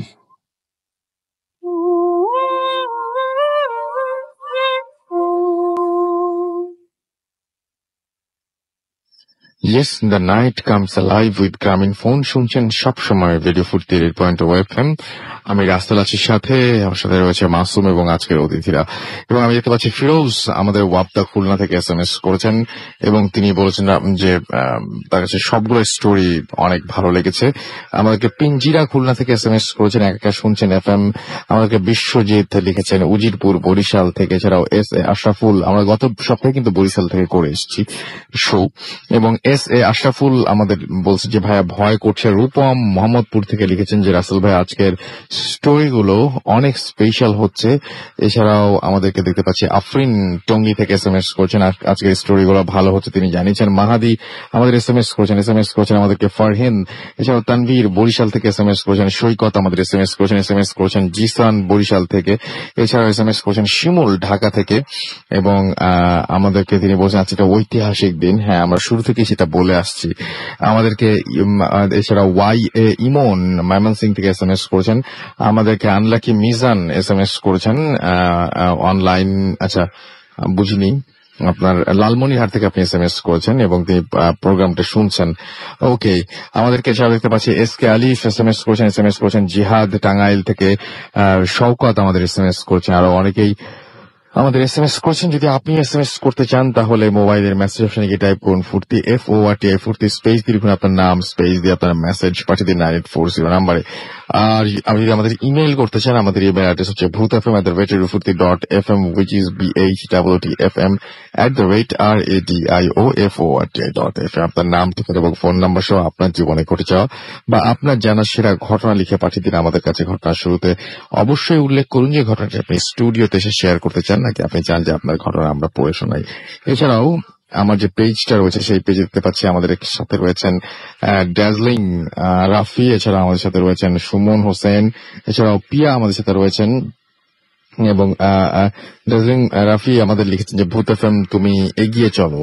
আমাদেরকে এছাড়াও আমাদেরকে দেখতে পাচ্ছি মুনিরা আনজুম মুক্তা লিখেছেন, আমাদের এখানে লিখেছেন দেখতে পাচ্ছি নাজমুল হাসান। এছাড়াও দেখতে পাচ্ছি আমাদের এখানে অসমাপ্ত চিরকুট, প্রসেনজিৎ কুমার বিশ্বাস সহ আরো অনেকে এখানে লিখছেন। ফুর্তি যে পেজটা রয়েছে সেখানে লিখছেন হাসান হোসেন, এছাড়াও লিখছেন সোহেল, এছাড়াও লিখছেন আমাদের এখানে দেখতে পাচ্ছি আমি আজব আজব সব নাম পাই, যে নামগুলো আসলে ভূত FM পড়লে হাস্যকর লাগবে, এই জন্য অনেক নাম পড়তে পারছি না। এছাড়া আমি দেখতে পাচ্ছি জহিরুল ইসলাম সানি আমাদের SMS করেছেন আরো অনেকেই। তো যাই হোক, আমরা চলে যাব আমাদের পরবর্তী অতিথির কাছে। আপনার নামটা প্লিজ একটু বলবেন, তারপর আপনি কোথা থেকে আসছেন যদি আমাদেরকে জানাতেন। থ্যাংক ইউ রাসেল ভাইয়া। আমি সজীব আহমেদ, আমি আসছি মিরপুর 1 থেকে। তো আমি আজকে যে ঘটনাটা বলবো এটা আসলে আমার একটা হোম টিউটর আসলে আমাকে বলছিল, এটা ওনার বাবার সঙ্গে ঘটে যাওয়া একটি ঘটনা। তো ঘটনাটা যে সময় ঘটছিল ওই সময় আসলে ওনাদের গ্রামে কোনো টিউবওয়েল ছিল না, তো ওনারা সবাই পুকুরে গোসল করতেন। তো রোজ আমার ওই টিচারের বাবা পুকুরে গোসল করতে যাইতেন। তো রীতিমতো সেদিনও তিনি গোসলে গেছিলেন। তো তিনি ছিলেন একজন ভালো সাঁতারু। তো তিনি অনেক সাঁতার দেখাচ্ছিলেন সবাইকে, তো সবাই অনেক মজা পাচ্ছিল, যেমন পুকুরে ডুব দিয়ে এরকম আর কি ইত্যাদি। তো এক সময় উনি পুকুরে ডুব দিয়ে অনেকক্ষণ উপরে ভেসে উঠতেছিলেন না, তো লোকজন সবাই ভাবতেছে যে উনি মজা করতেছেন। তারপর এর কিছুক্ষণ পর যখন ওঠেন না তখন আসলে লোকজন সবাই খোঁজাখুঁজি করে। তো অনেক খোঁজাখুঁজির পর যখন তাকে পাওয়া যায় না, তো রাসেল ভাইয়ের 1-1.5 ঘন্টা পর উনি কোথা থেকে যেন দৌড় দিয়ে বাইরে উঠানে এসে সেন্সলেস হয়ে পড়ে যান। এরপর হুজুর আনা হয়, তারপর অনেক দোয়া দরুদ পড়ে ফু দিলে ওনার সেন্স ফিরে আসে। তখন ওনাকে জিজ্ঞাসা করা হয় যে ওনার সঙ্গে কি কি হয়েছিল। তো উনি তখন যেটা বলেন সে তা হচ্ছে যে উনি যখন ডুব দিয়ে নিচে যাচ্ছিলেন তখন একটা সুন্দরী পরী এসে তাকে পানির নিচে নিয়ে যেতে যেতে এমন একটা জায়গাতে নিয়ে যায় সেখানে শুধু স্বর্ণের সবকিছু, এবং ওখানে ওনাকে অনেক কিছু খাওয়া হয় আর কি। তো তারপর আর কি ওই পরী তাকে বলে যে সেখানে তাদের কাছে থেকে যেতে। তো তখন তার সেন্স ফিরে আসে যে তিনি আসলে পানির নিচে আসেন। তো তিনি অনেক কথাই বলেন তাকে, এবং লাস্ট পর্যন্ত বলেন যে আসলে আমি তো ভালো কাপড় চোপড় পরে নাই, তো আমি ভালো কাপড় চোপড় পরে আবার আসলে আসবো। তো এরকম বলে আরো অনেক কিছু বলে তারপর ওনাকে উপরে দিয়ে যায়। এর কিছুদিন পরে তিনি মানে অসুস্থ ছিলেন ওই সময়টাতে, তার কিছুদিন পরে তিনি সুস্থ হয়ে যান। তো এই ছিল আমার ঘটনা ভাইয়া। ওকে, আপনাকে অনেক অনেক ধন্যবাদ। আমরা আজকে হাতে আসলে আর সময় নাই, আপনি 2 মিনিটের জন্য আপনি একটু বলতে পারেন ছোট্ট করে একটা ঘটনা। আপনি যেহেতু এসছেন, আমি জাস্ট শুনি আপনার কাছ থেকে।